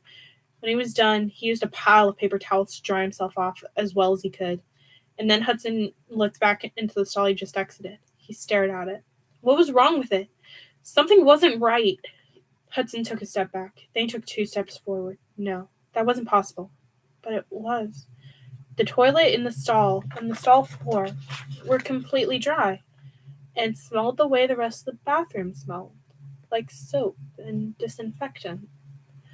If he just whipped his head out of a urine-filled toilet, water would be splashed all over, and the stall would have that acidic, putrid scent. How could the stall suddenly look so pristine? Hudson couldn't make sense of this, and it made him angry. "Think you've gotten me, don't you?" Hudson shouted. He didn't even know whom he was shouting at, and that made him even angrier. "What do you want?" he screamed to whom or what he didn't know. No one and nothing answered. Hudson breathed heavily for several seconds, then he sighed. "Okay, I give." He wasn't sure what it was going to accomplish to give in to his opponent. Who was his opponent? But maybe acting meek could buy him some time to figure out what was going on. Acting meek? He wasn't acting at all. He wanted to surrender, wave the white flag, and roll over on his back like a submissive puppy. He wasn't up for whatever kind of warfare he was in. He didn't understand it, and he wasn't equipped for it. Speaking of which, he picked up the hammer. He didn't want to stay in the bathroom all night. He might as well head back to the office. He took a step. He stopped when he heard a chuckle. That was a chuckle, right? Yes, there was another one. Now he was being laughed at. Where was the laughter coming from? It sounded like it was coming from above him. Hudson looked up. Sure enough, there was the source of the laughter. The yellow-green rabbit's head was hanging out through the opening of the big vent on the wall. Its mouth was open, and it was laughing its head off. Hudson roared and threw his hammer at the tooth-filled head. The head disappeared back into the vent. Hudson stared at the opening. He had to pursue. Didn't he? First, if he didn't pursue, he'd know he was a coward. Second, how would he know where the rabbit went if he didn't follow it? If he didn't know where it was, he was in more danger. Before he could think about it, Hudson climbed up on the toilet seat, climbed onto the pipes, and then to the top of the stall door. He grabbed the lip of the vent and heaved himself up into the carnivorous tube above the ceiling. Once there, he went rigid, expecting further attack. Nothing happened. He pulled out his flashlight, flipped it on, and shined shined it around. He was alone. He stopped and sat in the giant vent. What was he doing in here? This was crazy! Did he really want to go after the animatronic rabbit? Hudson strained his shoulders. Yes, he did. Okay, and this is where my bookmark is. So this is actually where I actually know where things happen. So after this, I don't know.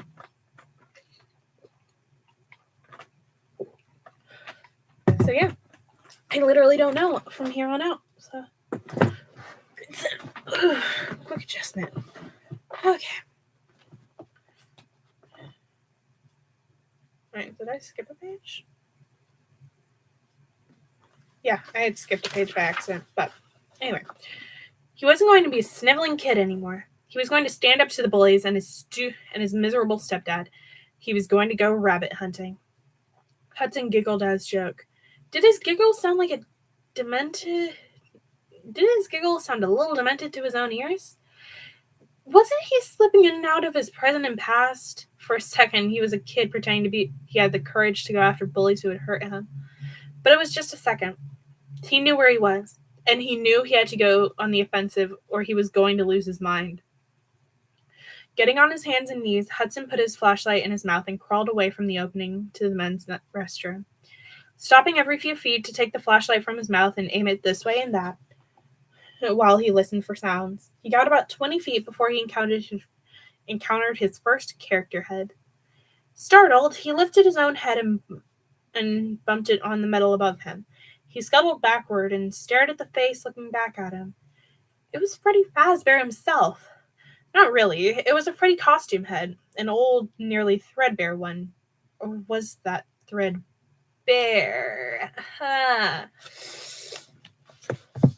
Yeah, great. Hudson giggled again, and he had to admit the giggle was too childish sounding. He needed to focus on the task at hand. Find the escaped rabbit? No. Find the bullies? No. Find the strange animatronic. He scooted forward to a vent corner. He peered around the corner, and he spotted another head. Again, he jumped so violently, he banged the top of his head against the metal above him. You really need to stop banging your head, dude. Not very good for your skull. He forced himself to breathe calmly as he studied the head. It was Chica's, though her teeth were half gone and her bill was torn. Ugh. This head was still attached to part of Chica's body. The body had just a shoulder, an arm, and a hand. Hudson gave the thing a wide berth, watching it to be sure it wasn't going to suddenly grow feet and come after him. He didn't stop watching until he rounded a corner. Hudson didn't know how long he crawled through the vent system. He didn't know how many heads he found. He lost track of both time and sensory input. Every stretch of the vent seemed like every other. Every turn was both familiar and unfamiliar. Several times he was sure he got a glimpse of yellow-green fur up ahead. Each time he stiffened and readied himself for an attack, but one never came.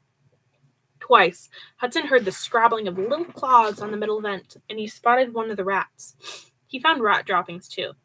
Gross, Hudson said more than once when he put his palm on rat poop. Ugh. Sometimes, when he stopped moving, Hudson was sure he heard swishing sounds, or tapping sounds, or clinks, or bumps from ahead or above him. Mostly, though, he heard his own breathing, his own ragged, labored breathing. Finally, his knees were sore and his head throbbing and tingling. He decided he was never going to win a game of hide-and-seek in these vents, and he had to get back to the office and rewrap his head. As he turned to crawl down a tunnel vent that went toward light, he wasn't sure where he was in the building. He'd gotten totally disoriented. But he was sure he had the leg strength to kick out a vent cover. And because the vent openings were so huge and the ceilings were unusually tall, he figured he could drop from the vent opening to the ground no matter where he came out. He began crawling ahead, but something grabbed his foot. And held on. Swallowing a scream, Hudson turned and looked behind him. He fully expected to see nothing because he kept seeing nothing when he turned to check sounds, but this time there was something there. Screaming, Hudson yanked his foot toward his body and sat up. Once again, he bashed the top of his head against the vent tunnel ceiling, but he didn't pause to care about it, because the thing hanging onto his foot was still hanging on. Get off! He screeched. Get off! Using his flashlight, he beat at the yellow arm that had gripped his foot. It was Chica, again, the Chica head attached to the shoulder, arm in hand. The hand was hanging onto Hudson's foot, as if his foot was the most important thing in the world. Hudson shook his foot and pounded on the yellow hand that wouldn't let go. I like you, a woman's voice said. Not just any woman's voice. Faith's voice. Hudson froze. He shined his flashlight back and forth in the vent tunnel and then aimed the light at Chica's mouth. Had the voice come from Chica? I like you, the voice said again. The voice didn't sound like it was coming from Chica, from the Chica head, just as the Mr. Atkins voice had come from a void Hudson couldn't locate. So did this one. This voice, however, had a more immediate impact on Hudson. He felt it squeezing his heart, touching him the way it had when Faith had said those words to him on their first, their only date. I like you, Faith said. It was a different I like you than the casual way she'd said the words at work before she'd basically told him to ask her out. In the restaurant, under the muted lights, in the alcove where their small table was tucked, Faith's eyes had looked so soft and sincere when she said it. And it wasn't just, I like you. What she actually said was, I like you a lot, Hudson. You're a nice guy.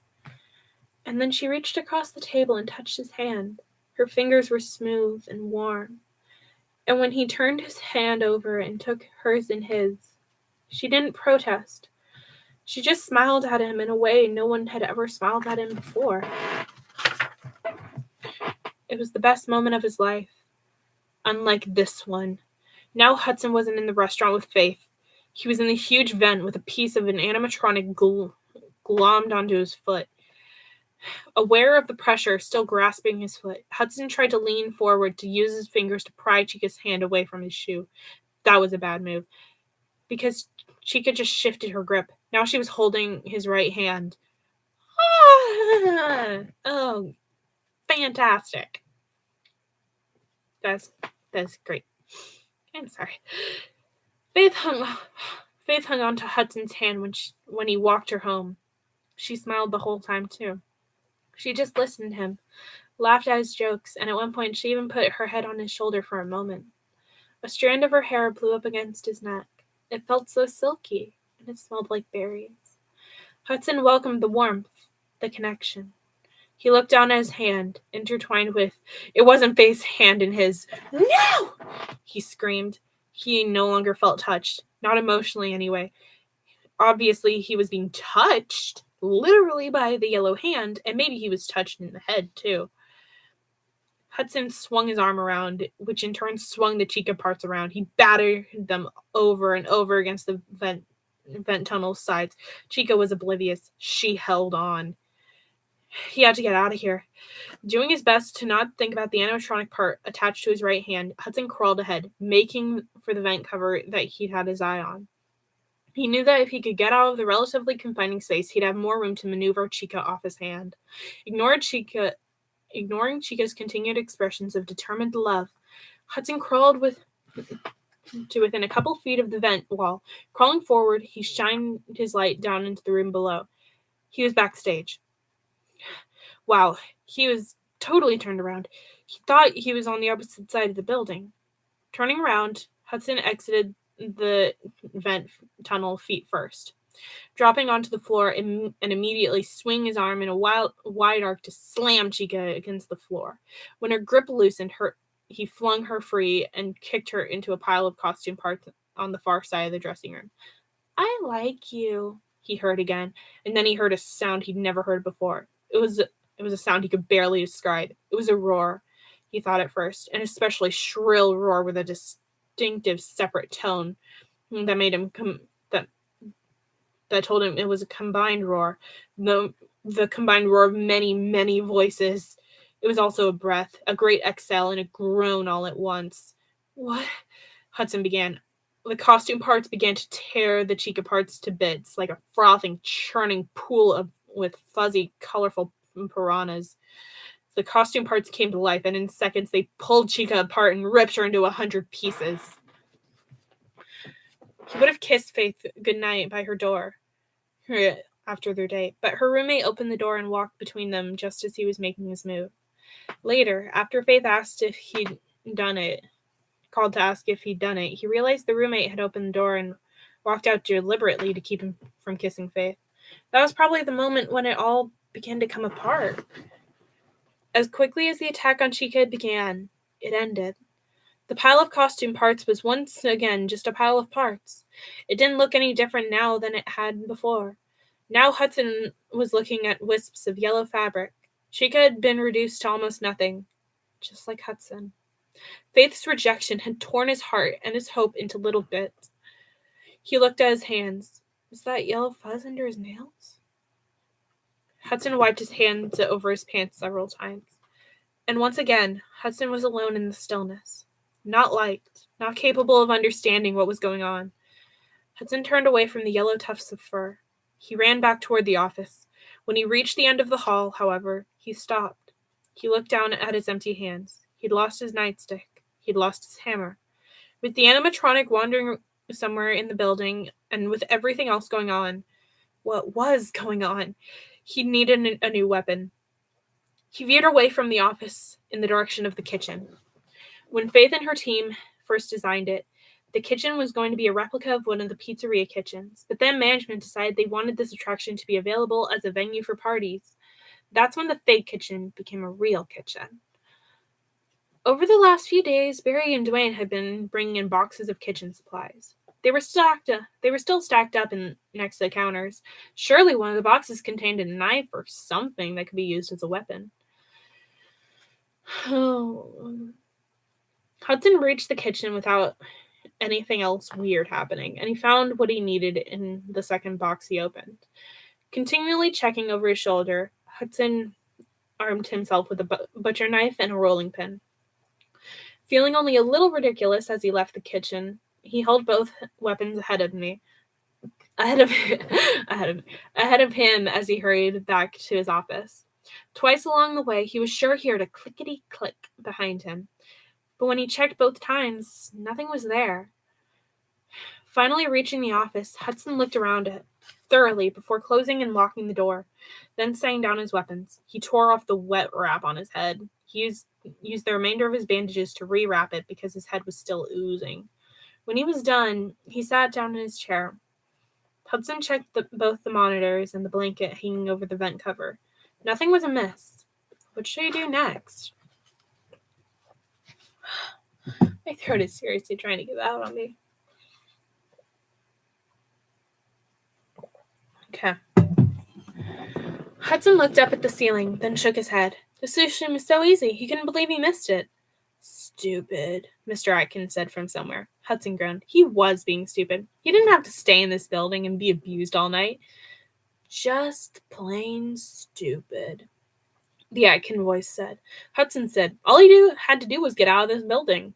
Why was he still in here? It wasn't like he was locked in. He had keys. He reached down and touched his keys. He looked down. Where were his keys? Oh, no. The belt loop on which he normally hooked his keys was torn.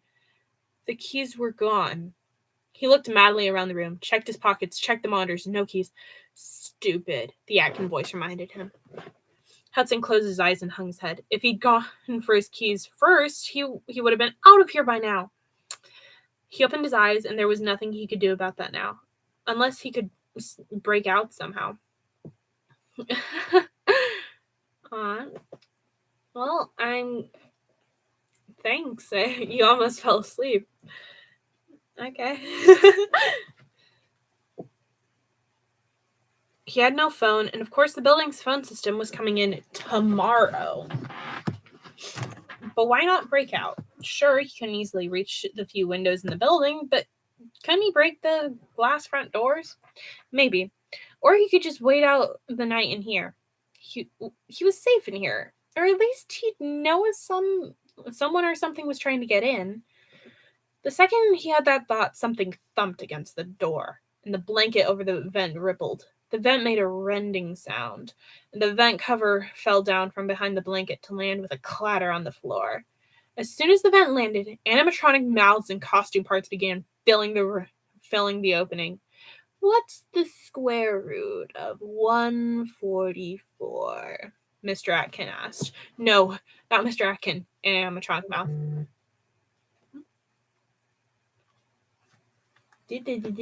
Why are people bugging me? What? Hudson said. Wrong. Stupid, Mr. Atkin said. It was Mr. Atkin in his algebra class. Hudson could see the windows looking out at the school parking lot, the cars glistening in the rain. What's 4x plus 6? Mr. Atkin said. Work the problem. Hudson looked around. He wasn't in algebra class. He was in his office. Animatronic mouths surrounded him, firing algebra questions at him. Hudson held his head. Stupid, another mouth said, using Mr. Atkin's voice.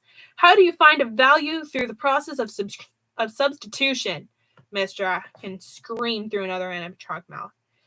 Hudson shook his head and willed himself to see what was real and what wasn't. Stupid, a different mouth said. All the mouths sounded like Mr. Atkin. Stop it, Hudson shrieked. Stop it! All the mouths advanced on. Stupid, stupid, stupid, stupid! The assault came from inside and outside of his head, and it came from all around him as the mouths fell endlessly from the vent opening and pressed him in a ghastly chorus of judgment. Hudson tried to get up and run, but the mouths were like marbles flung all over the floor. He lost his balance and fell, and then they overran him. Mouths crawled all over him. They skittered up his legs, slithered through his hair, and hopped from one end of his body to the other. Hudson flailed and kicked.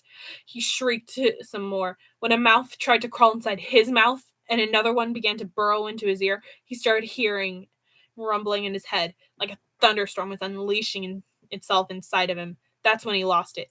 He wet his pants. The hot liquid left his body and soaked his jeans. He began to cry. He was babbling too. He didn't know what he was saying. He was talking gibberish. He was in a world of misery beyond anything he'd experienced before, and that was saying a lot. Wrapping his arms around himself, he began to rock and hum. He didn't know how long he rocked and hummed, but when Hudson stopped, the mouths were gone. Completely gone. Like they'd never even been there. He looked around, then looked up at the blanket. It was hanging in place, and it was thick enough to cover the opening, so he couldn't tell if the vent cover was there. He started to stand so he could move the desk and check the vent cover, but that was when he noticed the sticky, burning wetness in his pants. Oh man, he had to get cleaned up. He wasn't going to sit in his own pee the rest of the night. Hudson picked up the butcher knife and the rolling pin, pausing to listen at the door. Hudson slowly opened it, hearing nothing, and he stepped into the hall, and he tripped and fell toward the floor. No, he was grabbed. He was grabbed by the wrist and flung as if he was half his size. The wrenching motion of the grab and fling broke the same wrist Lewis had broken when Hudson was a boy. Or was he still a boy? Hadn't he just felt Lewis's clammy palm against his skin? Yes, he'd seen the green shag carpet in the hallway of his house flash past his gaze as he threw through the air. You peed your pants, crybaby? Lewis boomed. Pathetic.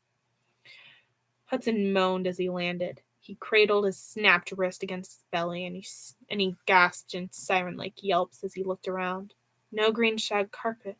Still the black and white squares. He wasn't at home. He was in Fazbear Fright. And he'd just been flung. And he'd lost his butcher knife, and he was lying a few feet down the hall. Still spinning, the black end pointed at him.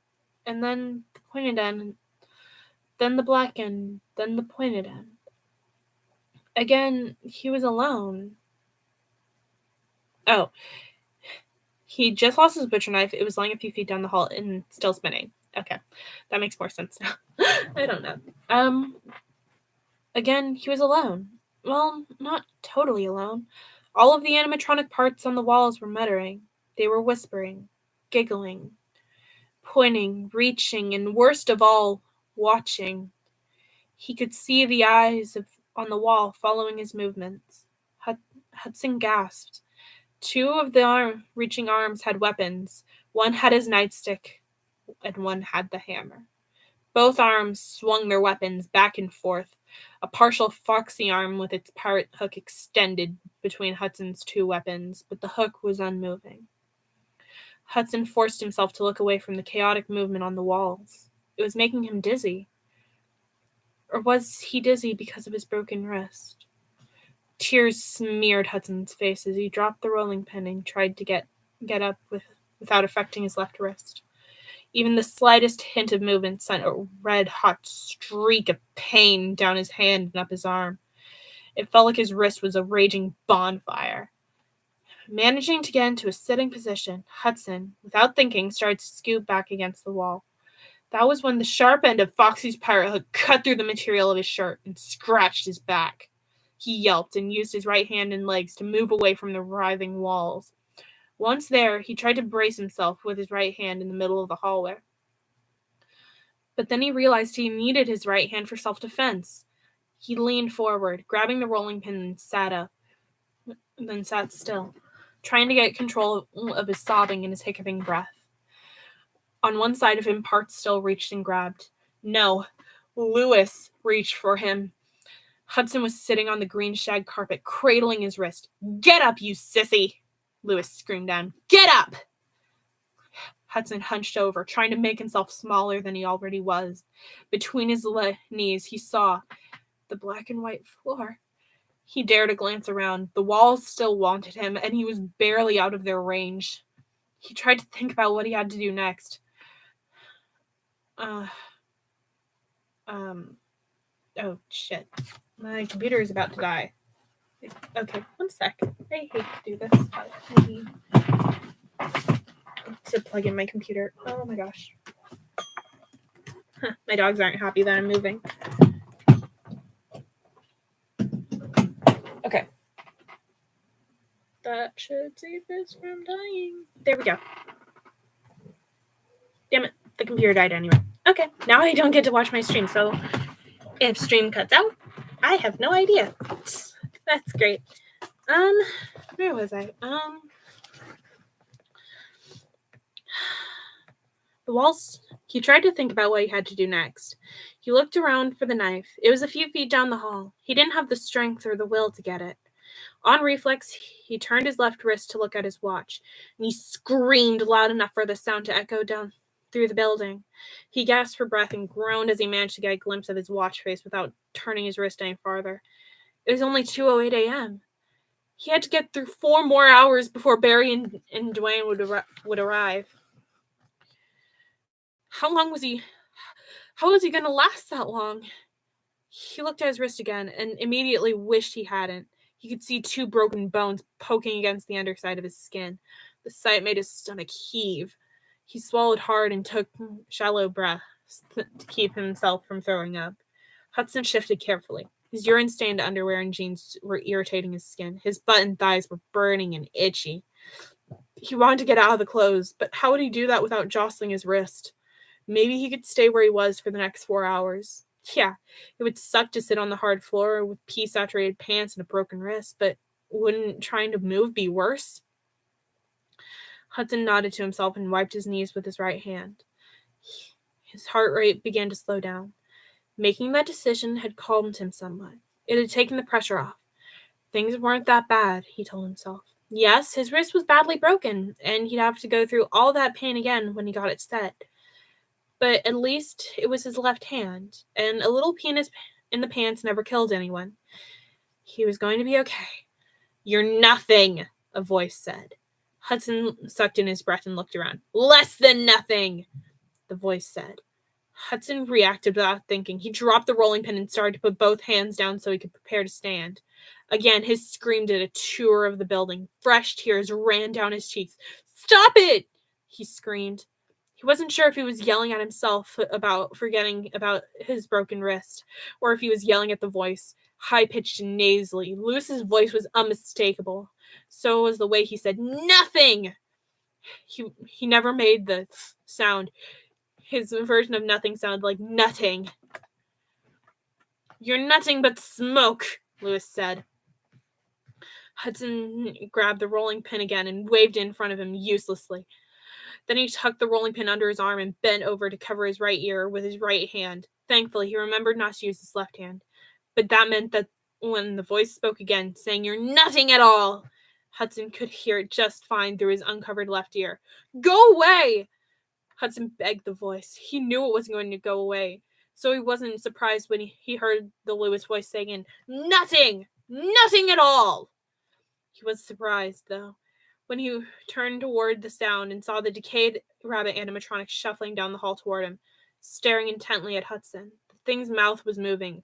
"Nothing!" it said. "Less than nothing. Nothing but smoke." And again, "Nothing. Less than nothing. Nothing but smoke." It was still Lewis's voice, but it was coming through the dreadful broken teeth of the rotting animatronic. Thanks. I do try to put passion into my reading. Hudson tried to shift in preparation for standing without moving his wrist. It didn't work. He had to move his left arm to get his right arm in position to push himself in an upright position. The pain brought with it a wave of nausea. Hudson bent over, but the sound of the animatronic taking another clicking step forward made him move again. Nearly hyperventilating, Hudson stood, his back to the wall. Behind him, hands and arms brushed against his shoulder blades. He quickly stepped away from the wall, and he almost lost his balance. His legs felt weak. He was swaying like a sapling in the wind. He looked at the rolling pin lying on the ground. He couldn't bend over to get it. "Move," he told himself. "You've got to move." He made himself look at the advancing animatronic, and that's when he saw the knife. The knife got him to move. The animatronic was only a couple feet from the knife. Hudson had to get to it first. Lunging forward, ignoring the pain in his wrist, Hudson was able to snatch up the knife before the animatronic reached it. He took a step back and brandished the knife ahead of him. The animatronic kept advancing. Hudson took another step back and waved the knife in the air. The animatronic paced and faltered. Hudson swung the knife wildly, back and forth, back and forth. The animatronic was on him, reaching for him, clawing at him, and suddenly the knife blade sliced through Hudson's bicep. "Ooh! Ugh! Ouch! Hey, ooh! No!" Hudson screamed and turned and ran as scorching pain erupted in his arm.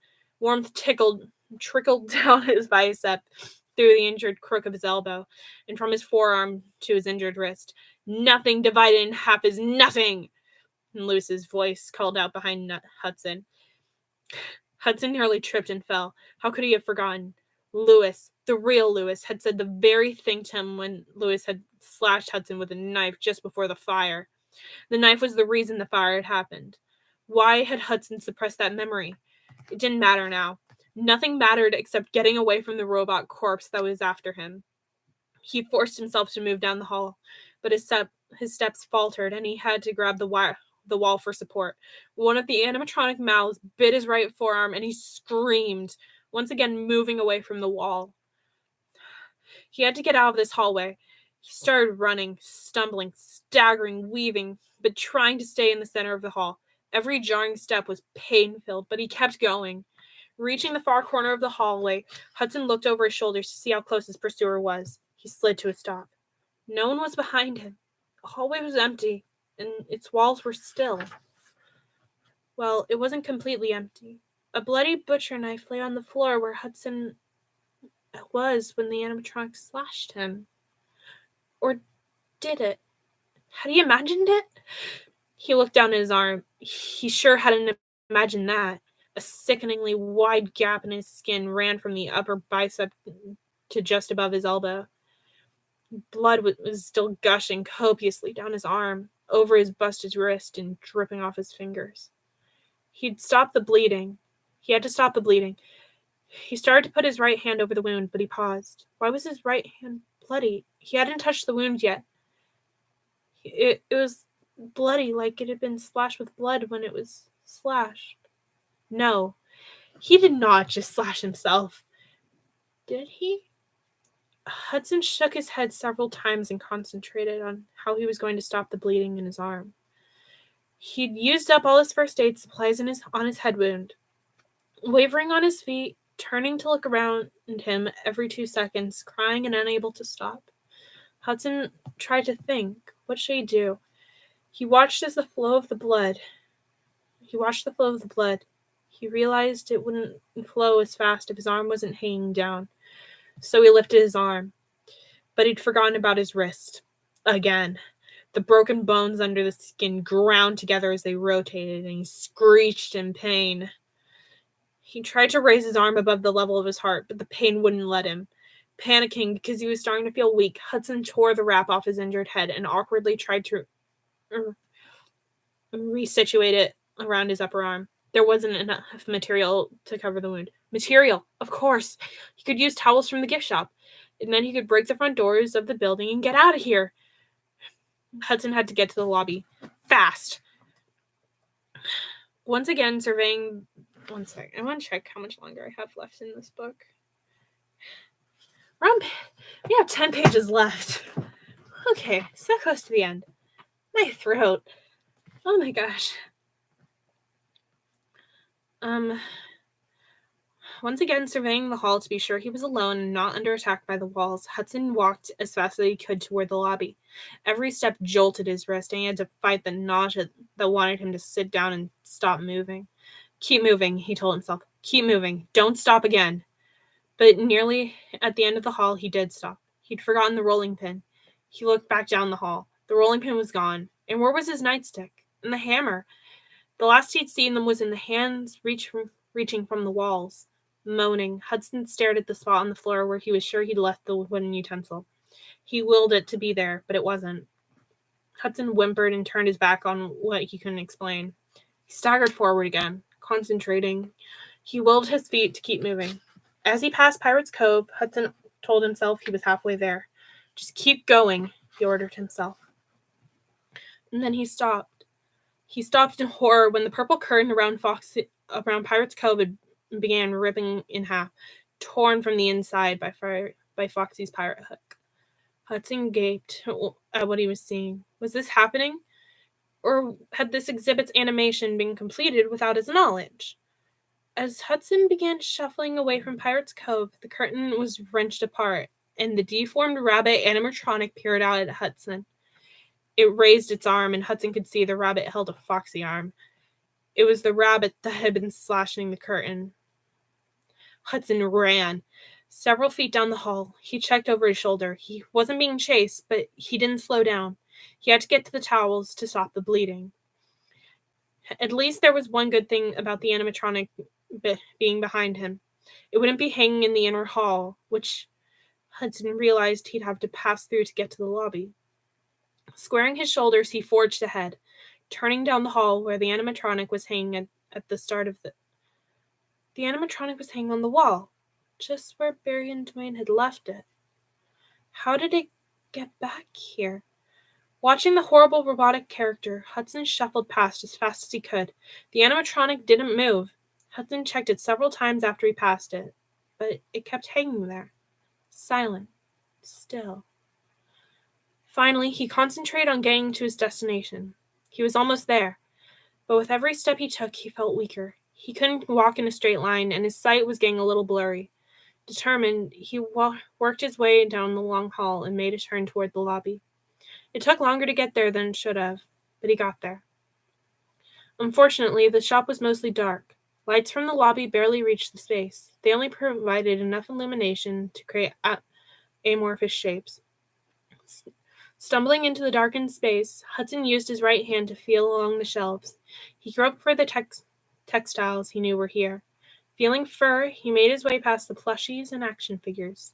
Hey, did something nip at him? No, he was imagining things, which would be understandable, given what he had experienced this evening. He kept going, and he finally found the towels. He grabbed a stack of them and started wrapping them around his arm. When they wouldn't stay, he felt around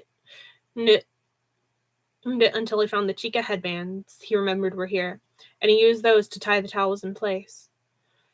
It was an awkward and painful process. He had to keep moving his arm to position the towels and the bands, and every time he did, his wrist protested in blazing blasts of pain.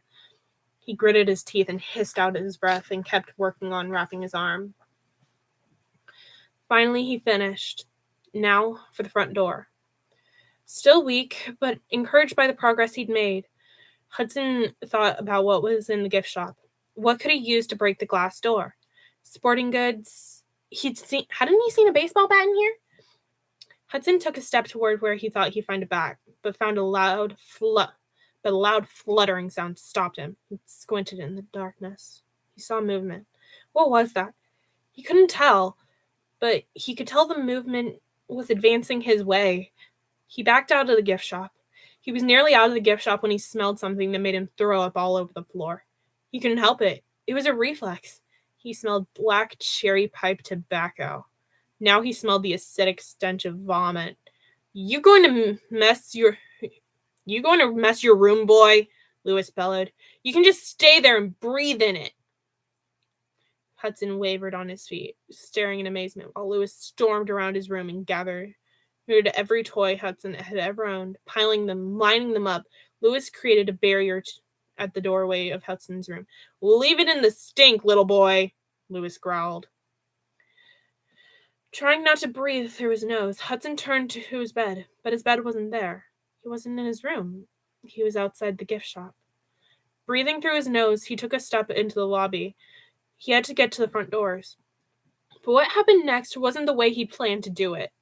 Hudson was lifted off the floor and into the air, and then he was suddenly thrown across the lobby. Somehow, he flew through the air. Hudson was flipped over. He hit the wall on the opposite side of the lobby with his back, and a disturbing crunch and more pain than his mind was able to fathom. He slid to the floor, landing on his left side, on his slashed arm and broken wrist. The initial impact felt just like it had when Lewis had thrown him into the wall, but the aftermath was worse. When did Lewis do that? Was it before or after the barrier of toys? Hudson couldn't remember. Where was he now? Was he in his past or was he in the present? He didn't know. All he knew was pain. Hudson bellowed at the top of his lungs. Then he panted like a dog. Was this the same injury? A new one? If it was new, had the fused disc held? Hudson couldn't tell. His back was radiating pulsation of pain. He lay still, afraid to ask anything else of his battered body. As he lay on his side, breathing shallowly, he tried to check his surroundings. Was Lewis in his room? Was the rabbit animatronic going to show up again? He craned his neck to look all over the lobby. He saw nothing out of place. No, something was out of place. On the wall above him, a large vent cover was hanging by one screw. The cover was swinging slowly. The dark passage it had concealed now wide open for anyone or anything. Could the animatronic have thrown him and then retreated into the vent? The sickly scent of cherry pipe tobacco hung in the air again, and he had to get away from the horror in this building. Gingerly moving his legs, which made his back kink up in stiff protest, Hudson tried to get in a position so he could stand. No matter how much it hurt, he just couldn't lie here and let the animatronic or whatever was tormenting him make its next move. He needed to get to the doors. Hudson turned to look toward them. He gasped. No way. No freaking way. He blinked, rubbed his eyes with his right hand, and looked again. Yes, he was seeing what he was seeing. The doors were being guarded by the gift shop's entire supply of plushies and action figures. They were lined up, poised for action, and they were all watching him. Hudson stood and screamed. His back felt like it was being torn in half. His wrist felt like it was being filled with ground glass. His arm was pounding out a staccato beat of intense, torturous pain. He couldn't take much more. He had to hide. But where? He looked up and down the halls, stretching away from the lobby, and his gaze landed on the kitchen doorway at the far end of the left hall. Holding his breath, he took a step in that direction. He knew where he could go. Whew.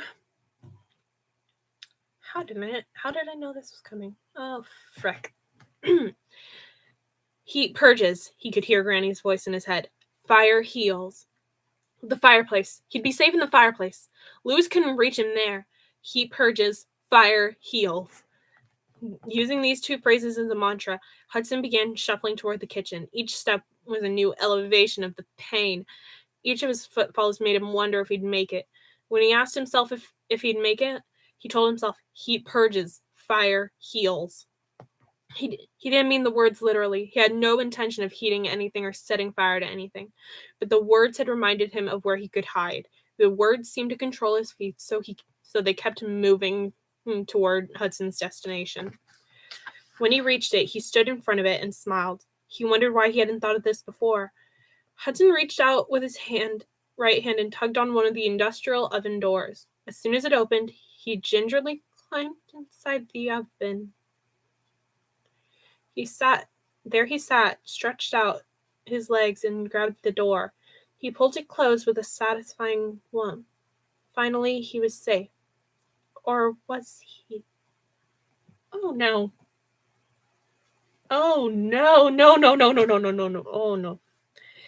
As he huddled against the hard, cold walls of the oven, Hudson's mind went back once again to the past.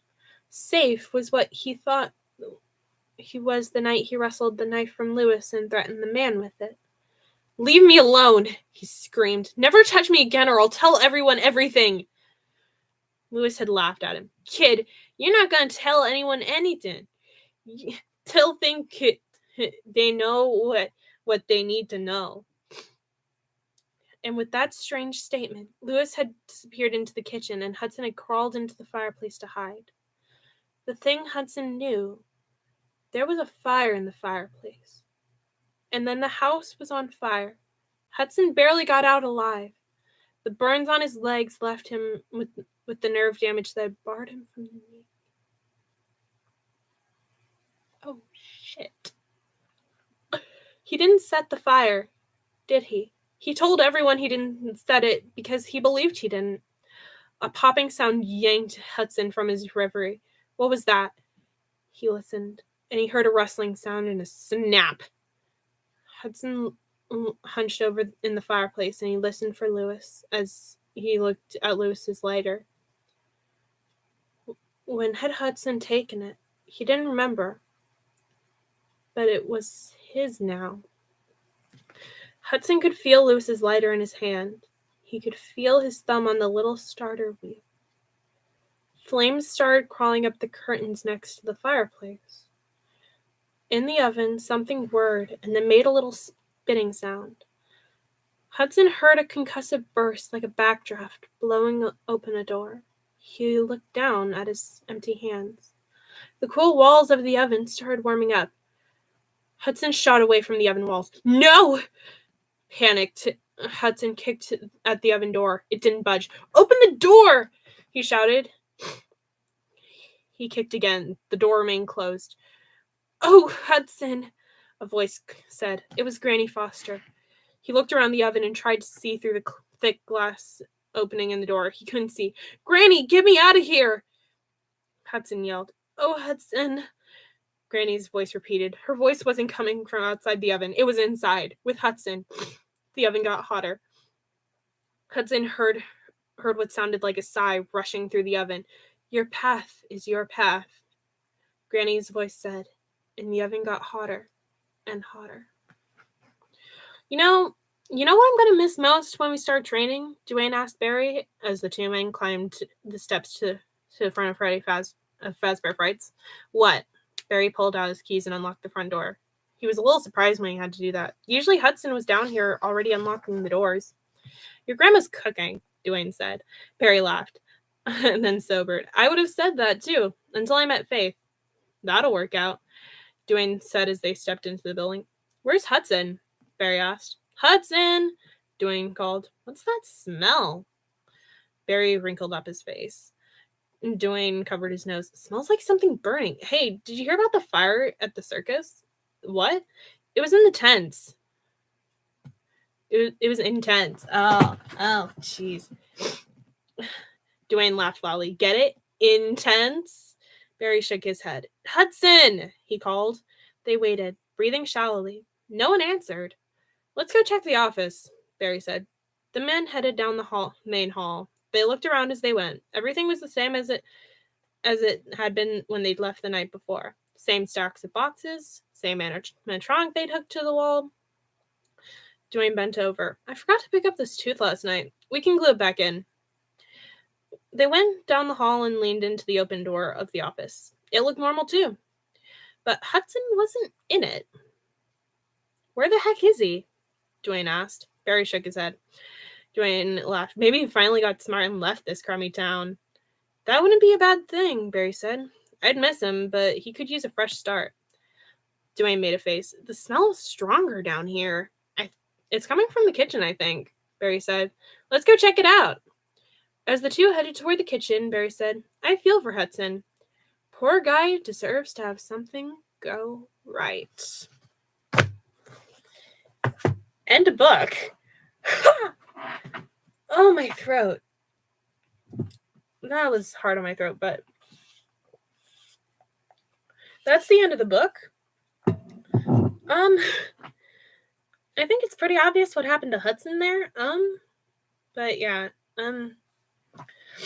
So yeah, I'm gonna cut stream because my throat hurts, and I'll see you guys next time. So yeah, bye.